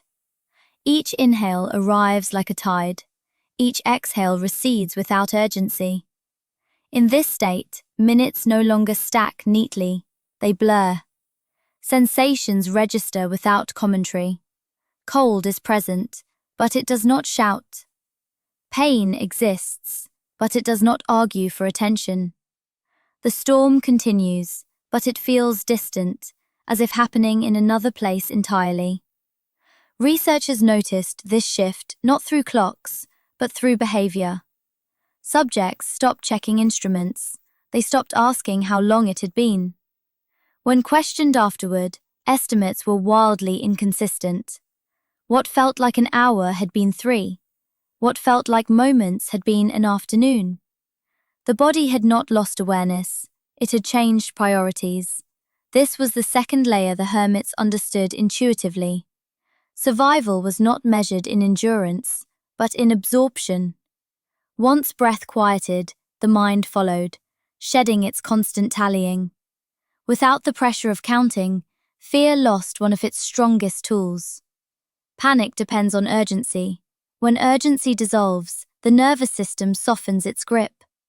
Inside this altered pace, the storm's power felt different. Wind no longer arrived as attack, but as presence. Cold pressed in, then receded, without narrative. There was no finish line to wait for, no future moment where safety would suddenly appear. There was only now, stretched wide enough to inhabit. Those who entered this state described it carefully, almost reluctantly. Words felt too sharp, They said time stopped leaning forward. They said waiting lost its meaning. The body continued to function, adjusting subtly, conserving heat, slowing processes, but the mind stopped hovering over each sensation like a judge. It simply stayed. This reframed the legends completely. The hermits were not lasting longer in the storm. They were stepping outside the clock the storm obeyed. While the mountain raged in measured hours and building pressure, they existed in something slower, softer, almost circular. The storm passed through time. They rested within it. Yet this realization carried a shadow. Time stretching is not endless. There is a depth to it, and like any depth, it can be misjudged. The same narrowing that brings calm can also erase signals meant to protect. Hunger, injury, exhaustion can whisper too quietly to be heard. Staying becomes easier than returning. Modern teams noted this risk with unease. Altered perception offers refuge, but it demands discernment. The hermits survive not because they escaped time completely, but because they knew when to let it return. That knowledge, unrecorded and unmeasured, lingered as the most fragile part of the technique. As the storm finally loosened its hold, those emerging from stillness felt disoriented, as if waking from deep sleep. Clocks resumed their authority. The body rejoined urgency reluctantly. What remained was the unsettling thought that time is not fixed, even in disaster. It bends to attention, breath, and fear. And if it can stretch far enough to save you, it may also stretch far enough to hide the moment when staying becomes the greater danger. There were stories the instruments never captured. They surfaced later, spoken quietly, often after long pauses. Accounts of people who entered the silent state too deeply, who survived the storm itself yet emerged altered. Not injured, not broken, simply distant, as though part of them had stayed behind in the wind. During certain expeditions, team members noticed it happening in real time. A subject would settle into stillness, breath thinning to a fragile thread. Heat stabilized, heart slowed. All signs appeared ideal. Then the storm passed, and the person did not return with it. Eyes opened, but focus drifted. Responses came late, or not at all. It was as if waking required permission that had not yet been granted. Hermit accounts spoke of this with care. They did not frame it as failure. They described it as going too far inward. People who endured the longest storms sometimes emerged quiet for days, weeks, or permanently. They could walk, eat, speak when spoken to, but something essential remained muted. The self, thinned almost beyond recognition. The mountain did not choose who crossed this threshold. Some found peace there. Others found disorientation so complete it felt like erasure. The technique that softened fear also softened identity. When breath became minimal and thought slowed to a drift, the edges that defined a person began to blur. Name, memory, intention loosened their grip. Researchers struggled to describe this without sounding alarmist. Language felt insufficient. This was not unconsciousness, it was awareness without anchor. A state where sensation existed, but ownership did not. Those who entered it deeply reported later that they felt vast, unburdened, and unlocated. Returning to a body afterward felt strangely heavy. The tone of the data changed here. Empowerment gave way to restraint. What had seemed like a survival method revealed itself as a doorway, one that did not guarantee direction. Calm, once pursued, now demanded respect. You could not simply enter and expect to come back unchanged. This explained the hermit's distance. Their refusal to guide outsiders was not secrecy, it was protection. They understood that stillness was not a skill to be taught quickly. It was a relationship built over years, shaped by repeated crossings and careful returns. Without that preparation, the threshold could swallow more than fear. The mountain offered no safeguards. It did not distinguish between curiosity and reverence. The same conditions that allowed survival could also invite disappearance, subtle and complete. Not of the body, but of the person inhabiting it. Those who hovered near this edge described a gentle pull. Staying felt easier than coming back. Time, already stretched, lost direction entirely. There was no urgency, no reason to reassemble. Only quiet, endless and soft. Without training, without an internal marker, it was possible to drift indefinitely. Modern teams learn to intervene sooner, to watch. The hermits did not wake each morning preparing for storms.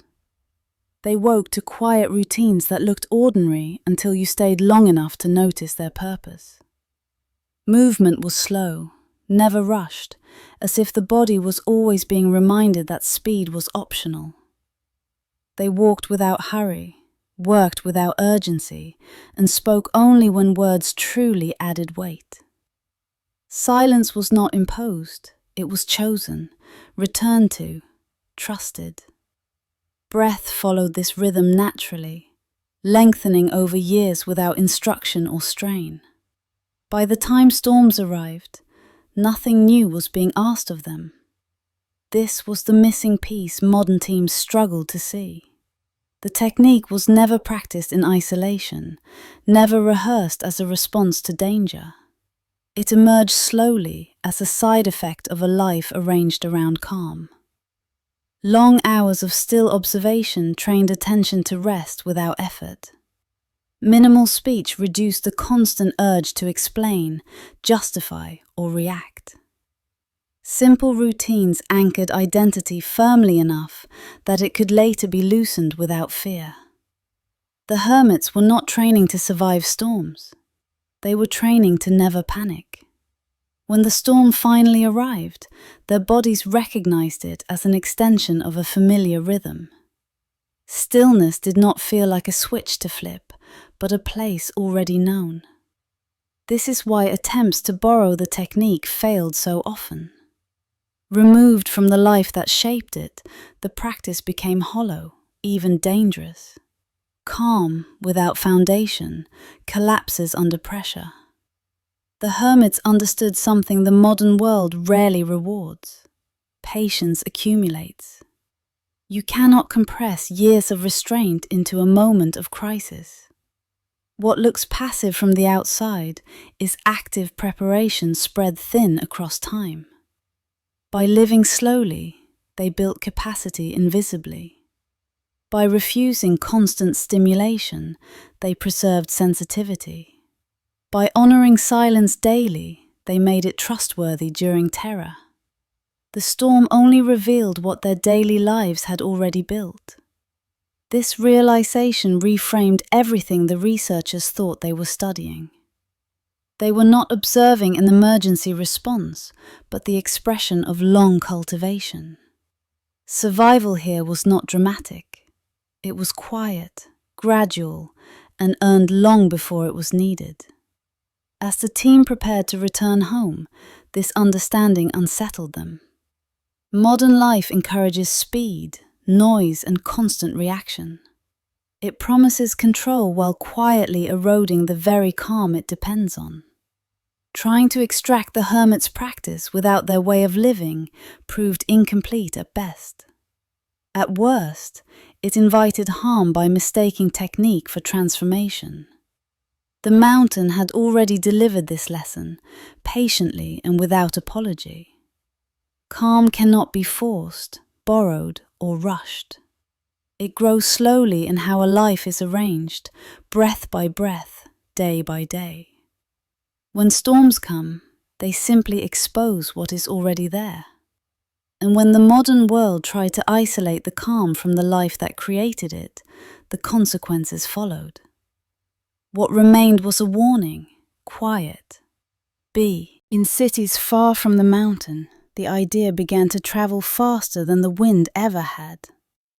Breathing techniques appeared in manuals, survival courses, late-night videos, simplified into steps, timed and optimized. No one meant harm. The efforts were earnest, even hopeful. What had once grown slowly inside quiet lives was now compressed into instructions meant to be learned between obligations. The narration of this spread carries no mockery, only concern. In controlled rooms with dim lights and calm voices, the methods produced something. Heart rate softened, thoughts slowed. For a few minutes, stillness felt accessible. The mountain, however, had never cared about minutes. When these techniques were tested under pressure, the results changed. Mild stress could be managed, true threat could not. Panic returned abruptly, sharper for having been delayed. The calm collapsed not because the method failed, but because something essential was missing. The environment was different. The life behind the breath was different. The silent breathing trick, removed from cold, isolation, and years of restraint, lost its depth. It became a surface behavior rather than a foundation. People learned to imitate the shape of calm without carrying its weight. The mountain had never rewarded imitation. Reports filtered back slowly. Expeditions noted uneven outcomes. Some participants felt steadier than before. Others felt exposed, as if the technique had thinned their defenses without strengthening what lay beneath. The pattern was familiar now. Shortcuts created fragility. From a distance, the hermits watched this interest grow. They did not argue or correct. There was no anger in their silence, only a quiet lack of surprise. They had seen this before, not with breath, but with every practice born of patience and later harvested for speed. Modern culture hungers for mastery without waiting. It prefers tools over transformations, results over process. The mountain demanded the opposite. It required time that could not be rushed, and attention that could not be multitasked. Calm, there, was not an achievement. It was a consequence. The contrast sharpened as more people sought the technique without the life that shaped it. The faster it spread, the thinner it became. Instructions multiplied, context vanished. What remained was a promise that could not be kept under strain. This was not a moral failing, it was a mismatch of tempos. The world moved quickly. The mountain did not move at all. Between them, something fragile was being lost. Some instructors tried to preserve the original spirit. They warned that calm was not a switch, that practice mattered more than performance. Their cautions were often skipped. What spread fastest were the promises, neatly packaged and easy to share. In classrooms and online spaces, the mountain became an idea rather than a place. Its indifference was edited out. Risk was implied, never felt.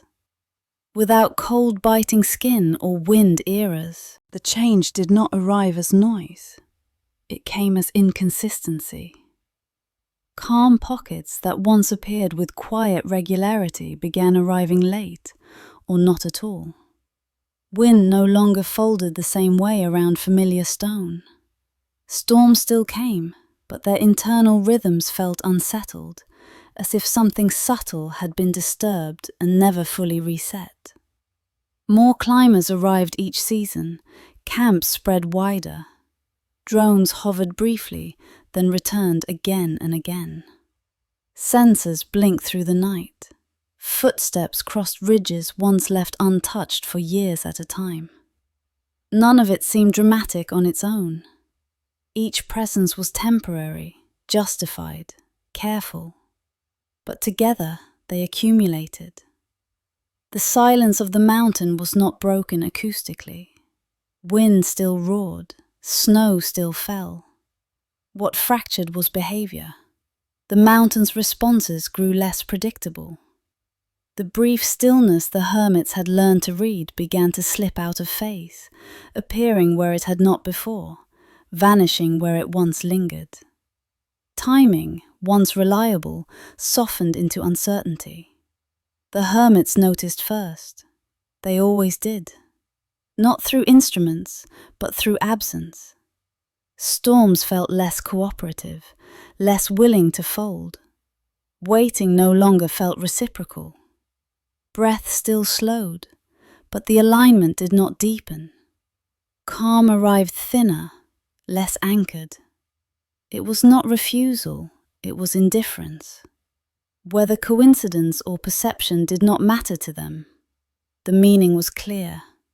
The technique had never belonged solely to the body. It depended on the mountain's untouched rhythms, patterns shaped over centuries without interruption. Those rhythms were not infinite. They could be altered, even unintentionally. This realization settled quietly, without blame. The hermits did not accuse the climbers or the researchers. They did not defend their knowledge. They simply began to leave, one at a time, without announcement. Shelters were emptied.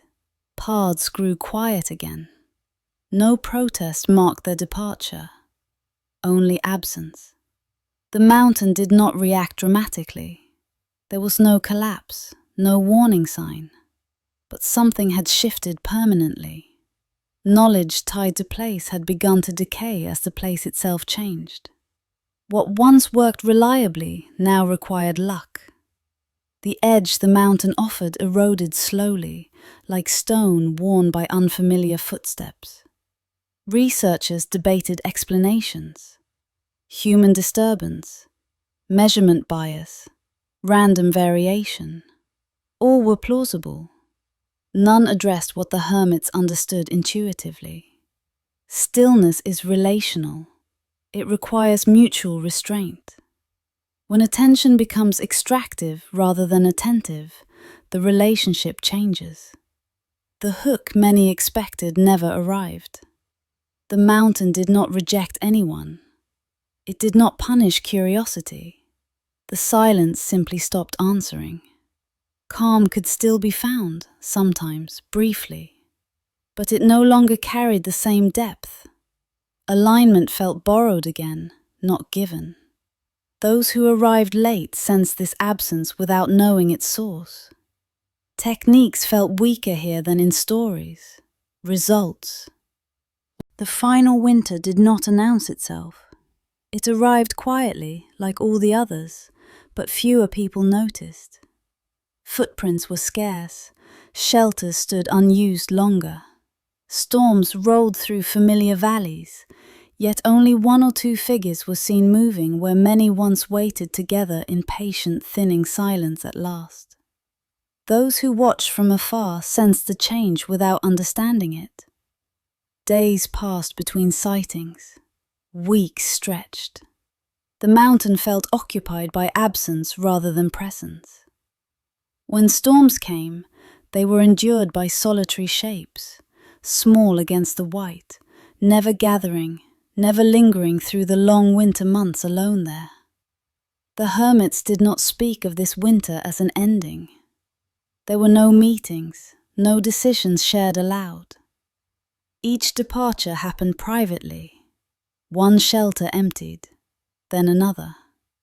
Paths softened under snow and were never pressed again, as if the mountain itself was erasing evidence of their long presence there. Those who remained longest were seen rarely, moving slowly, almost reluctantly. They did not build new shelters or repair old ones. They waited through storms with less certainty, as if listening for something that no longer answered in the way it once had. During the final cold season alone now, When spring finally came, it arrived without witnesses. Snow receded from ledges that no one occupied. Shelters remained empty. No figures emerged from caves or ridgelines. The mountain warmed slightly, indifferent, revealing nothing more than stone and old wind beneath the pale returning light of early thaw days. Alone again. Later expeditions searched carefully, expecting traces of struggle or loss. They found none. No bodies, no collapse, no signs of failure. The absence felt intentional, almost respectful, as though the hermits had closed a door rather than fallen behind it quietly, without leaving echoes or warnings behind them ever again. They had not been defeated by the storm. They had recognized the conditions that sustained them no longer existed.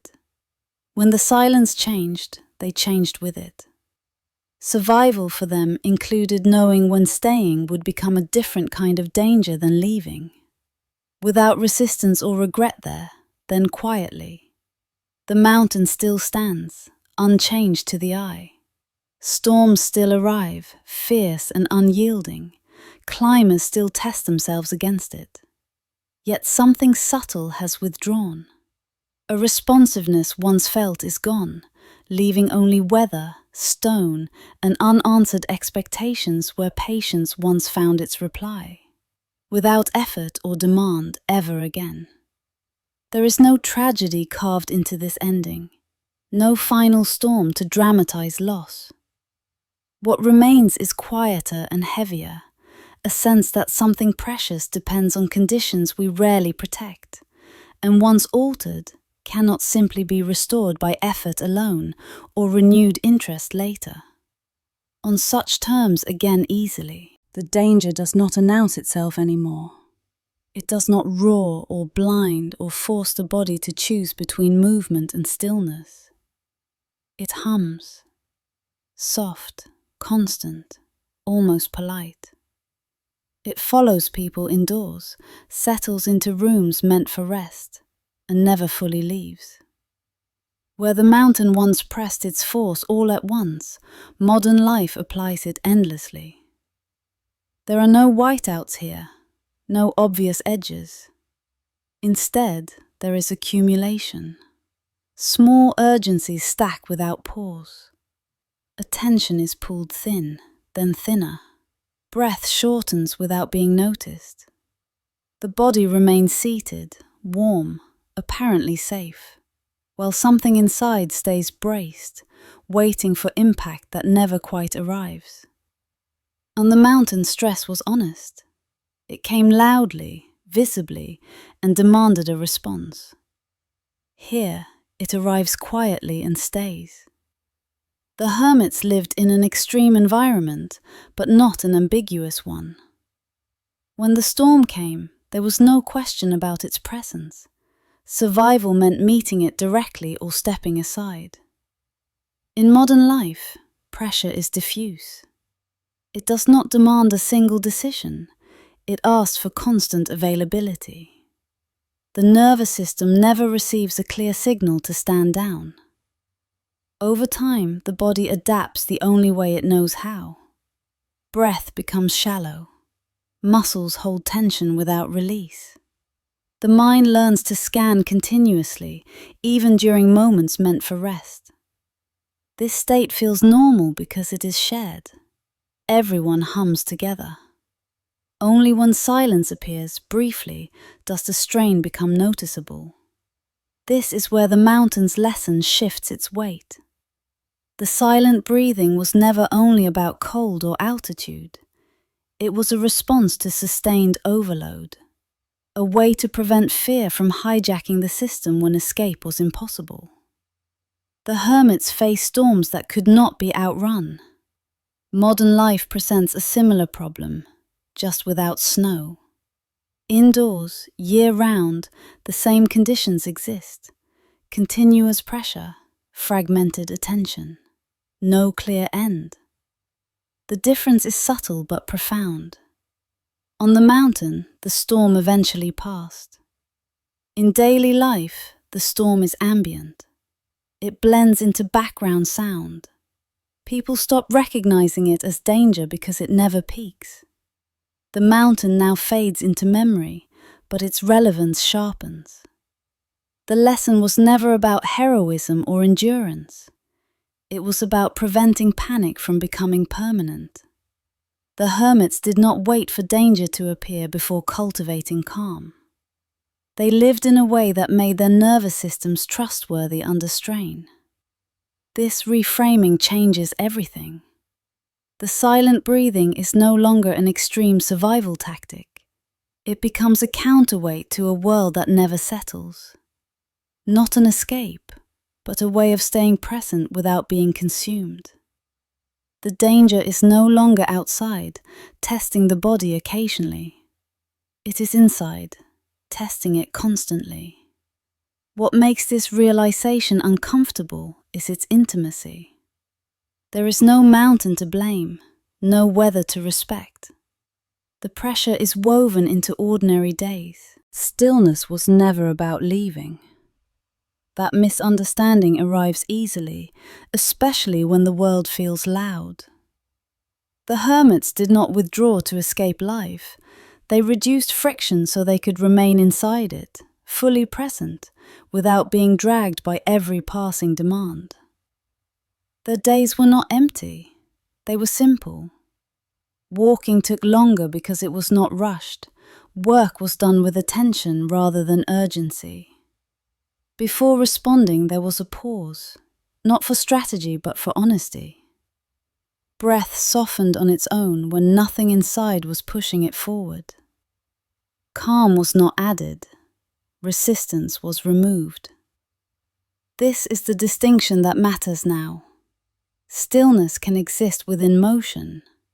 It does not require silence in the room or isolation from responsibility. It appears in how quickly we react, how tightly we grip outcomes, how often we interrupt our own experience. The hermits practiced by allowing moments to complete themselves before moving on. There were no techniques passed down, no counts or formulas. That absence was deliberate. Anything that can be copied quickly can be forced, and forced calm becomes another form of pressure. The hermits understood that imitation without context invites tension rather than release. Instead, they cultivated space. Silence was not emptiness, but room. Room for sensation to arrive without commentary. Room for discomfort to exist without becoming threat. Room for fear to pass through without being fed. This space changed the nervous system slowly, the way seasons change stone. In modern life, storms do not need to be stopped. They need to be met without adding panic. Deadlines, expectations, uncertainty will continue. The difference lies in whether the body treats them as emergencies or as weather. Stillness allows the distinction to remain clear. This approach resists instruction because it grows indirectly. You notice it when reactions soften, when breath loosens without effort, when waiting no longer feels like loss. These changes cannot be scheduled. They emerge as side effects of restraint. The hermit's way offers no shortcut, and that is its honesty. It does not promise relief, it promises capacity. The ability to stay with experience without collapsing into it, to remain available without being consumed, to stand in motion without constant resistance. This is why their practice cannot be extracted and sold without distortion. It is not something you do. It is something that happens when life is given enough room to unfold. Silence becomes a relationship, not a state. For those listening now, the invitation is gentle, not to withdraw, not to perfect calm. Simply to notice where friction is being added unnecessarily, where urgency is layered on top of difficulty. where breath tightens in anticipation rather than response. It shows up in ordinary places, in how a conversation pauses before turning sharp, in how the body sits without bracing for interruption. Silence worked for a reason few expected. Not because it blocked danger, but because it removed the extra layer added on top of it. The layer that turns difficulty into catastrophe. The fear of fear itself. On the mountain, pain was real. Cold bit skin. Wind stole heat. Hunger arrived honestly. None of this disappeared when breath became quiet. What changed was the argument with reality. The body stopped protesting what already was. And in that surrender, something steadied. Fear is useful until it multiplies. A single signal becomes a loop. Sensation triggers thought. Thought tightens breath. Breath alarms the body, and the body amplifies sensation. Collapse is rarely caused by the first wave. It comes from the echo. Silence interrupts that echo without force. When breath softens, the body stops bracing against the next moment. Muscles release their preemptive tension. The nervous system no longer spends energy rehearsing disaster. Survival is no longer performed. It happens on its own. This was the hermits' quiet refusal. They did not conquer storms. They refused to amplify them internally. They allowed cold to be cold, wind to be wind, without layering panic on top. The mountain remained dangerous, but it was no longer multiplied inside them. This distinction matters far beyond ice and altitude. Most suffering today does not come from single events, but from constant internal resistance.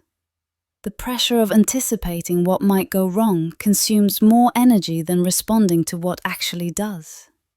Silence works because it removes commentary, not by suppressing thought, but by loosening its grip.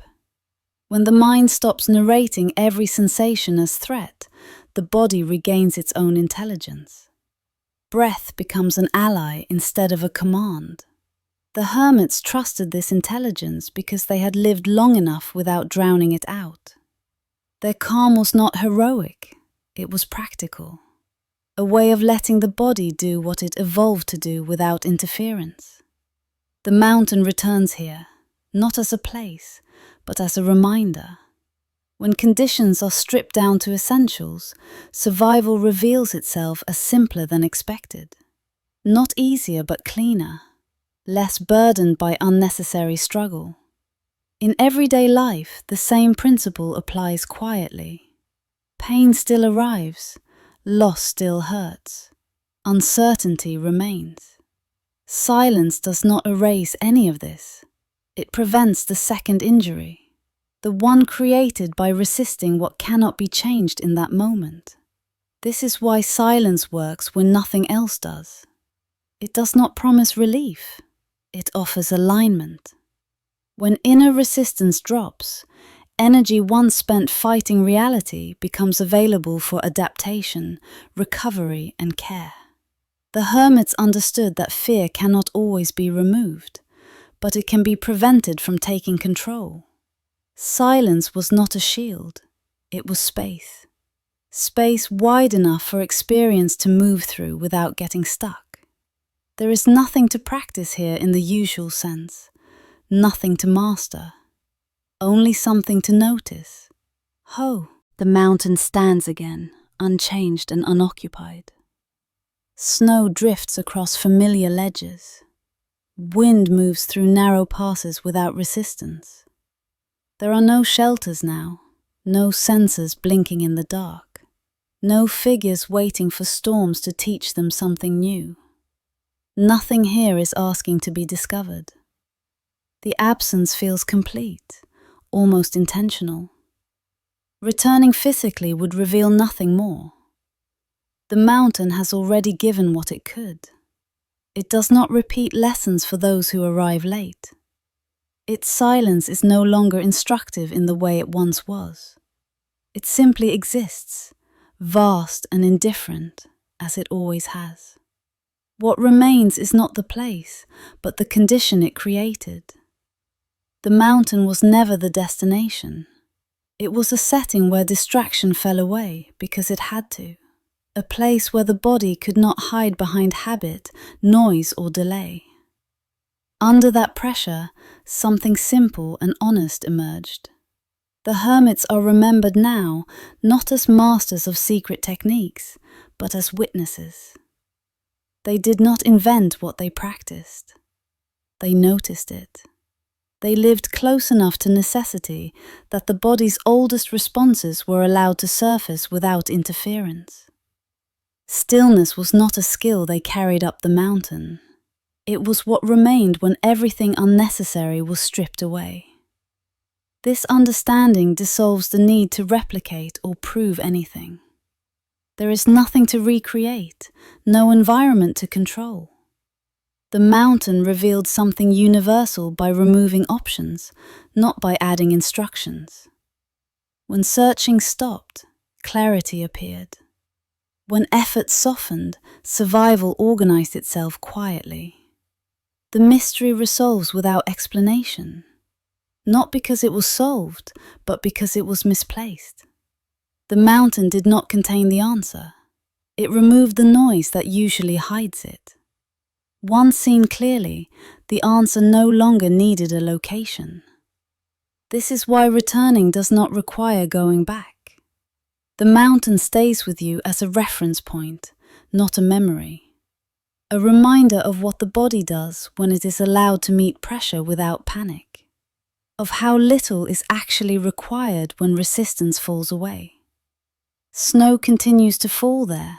Storms still pass through. Climbers still arrive, carrying goals and expectations. None of that diminishes what was learned. The lesson was never exclusive. It was simply easier to hear in a place where nothing competed for attention. Now the mountain recedes, not into distance but into understanding. It becomes an internal measure. When life tightens, when pressure builds without relief, the body remembers that it has stood in worse conditions and remained intact. Not by force, but by cooperation. The hermits fade into this understanding as well. They are no longer figures on a slope, but examples of restraint, of living in ways that preserved sensitivity rather than dulling it. They did not seek meaning, they made room for it. What lingers is not instruction, but permission. Permission to stop performing survival. When action finally loosens its grip, something unexpected begins. Not collapse, not resignation, just a quiet easing. The kind that arrives when effort steps aside and nothing rushes in to replace it. Breath settles without instruction. Muscles release as if remembering an older agreement. The body does not celebrate this moment, it simply continues. There is a long history inside every nervous system, written far earlier than schedules or alerts. Long before constant urgency, the body learned how to wait without wasting energy. It learned how to remain present without bracing for impact. That memory has not disappeared.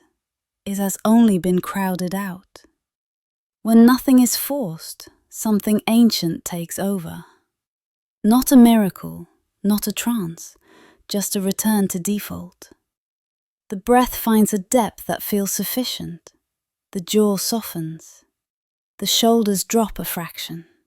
Attention widens slightly, no longer pressed into narrow vigilance. This is not sleep. It is readiness without tension. Urgency often disguises itself as necessity. Movement feels safer than stillness because it creates the illusion of control. Yet unnecessary movement drains the very systems meant to keep us stable. When urgency loosens, energy reorganizes quietly. Circulation improves, sensation evens out. The body begins solving problems without announcing each step. Nothing dramatic happens here. That is the point. Survival does not always arrive as effort. Sometimes it emerges as the absence of interference. The systems responsible for balance, repair, and adaptation do not require constant instruction. They require space. This was the quiet legacy left behind. Not a method, but a subtraction. The removal of habits that override natural regulation. When interference falls away, the body resumes its work with surprising competence. Pain still exists, difficulty remains, but they are no longer amplified by internal resistance. The mind, noticing the change, may try to take credit or give commands. This impulse fades when it is not indulged. Thinking slows, not because it is suppressed, but because it no longer needs to manage every sensation. Awareness becomes less pointed, more receptive. Experience unfolds without commentary. In this state, time feels different again, not stretched unnaturally, but unpressured. Moments arrive and pass without being measured. There is no attempt to hold them or escape them. The body stays where it is, responding as needed, resting when possible. This is not passivity, it is economy. Modern life rarely allows this condition to appear on its own. There is always another signal, another reason to prepare. Yet when stillness does appear, even briefly, it is recognizable. The relief is not excitement, it is familiarity. A sense of returning to something trusted. This is why explanation eventually becomes unnecessary. Once felt, the experience does not need justification. It does not ask to be repeated or optimized. After the storm passes, there is a moment that does not belong to victory. Wind loosens its grip, snow settles where it falls. The air feels wider, not because danger has vanished, but because nothing is pushing anymore. This is the silence that follows, and it is different from the one that came before. The Hermits spoke of it rarely, not because it was secret, but because it resisted description. After surviving, after waiting, after stillness had done its quiet work, there was space. Not relief exactly, more like room returning. The body did not celebrate, it simply resumed its natural rhythm as if nothing unusual had occurred. Storms pass in life the same way they do on the mountain, sometimes loudly, sometimes gradually, sometimes without clear edges. When they end, what remains is not mastery, not proof of strength, but an openness that feels almost fragile. Many rush to fill it. The Hermits did not. They allowed it to stay empty. In that emptiness, breath continues without being watched. Muscles hold only what is needed. Attention drifts gently, not seeking meaning, not reviewing events. The body listens, though there is nothing in particular to hear. This listening is not effort, it is availability. The Hermits were never meant to become symbols. They did not leave behind teachings or warnings carved into stone. They faded as they lived, quietly, without demanding to be remembered. Their absence was not loss, it was completion. They trusted the silence enough to step back into it fully. The breathing was never the point. It was a doorway that disappeared once passed through. Naming it again would turn it into something to grasp, something to repeat. But survival, as they showed, does not want to be repeated. It wants to be allowed. After storms, external or internal, the body does not need instruction. It needs time. Time to recalibrate. Time to feel weight return. Time to trust that the worst has passed without rushing to explain why. This trust is subtle. It grows only when nothing interferes. Modern life rarely pauses long enough for this silence to appear. Noise rushes in to claim the space. Distraction fills the gap. The storm may be gone, but its echo lingers because there is no room for it to fade. The hermits understood this instinctively. Silence was not something they entered, it was something they protected afterward. Survival is quieter than we imagine. It does not announce itself. It does not demand recognition. It often goes unnoticed because it lacks drama. The body simply remains, intact enough to continue, altered but not broken. In the stillness after the storm, there is no need to remember techniques or lessons. What remains is simpler. Breath moves, the heart adjusts, sensation settles into something manageable. The system that carried you through difficulty shifts gently back toward balance. This is not an ending that closes a story. It is an exhale, a release of tension that does not need to be explained.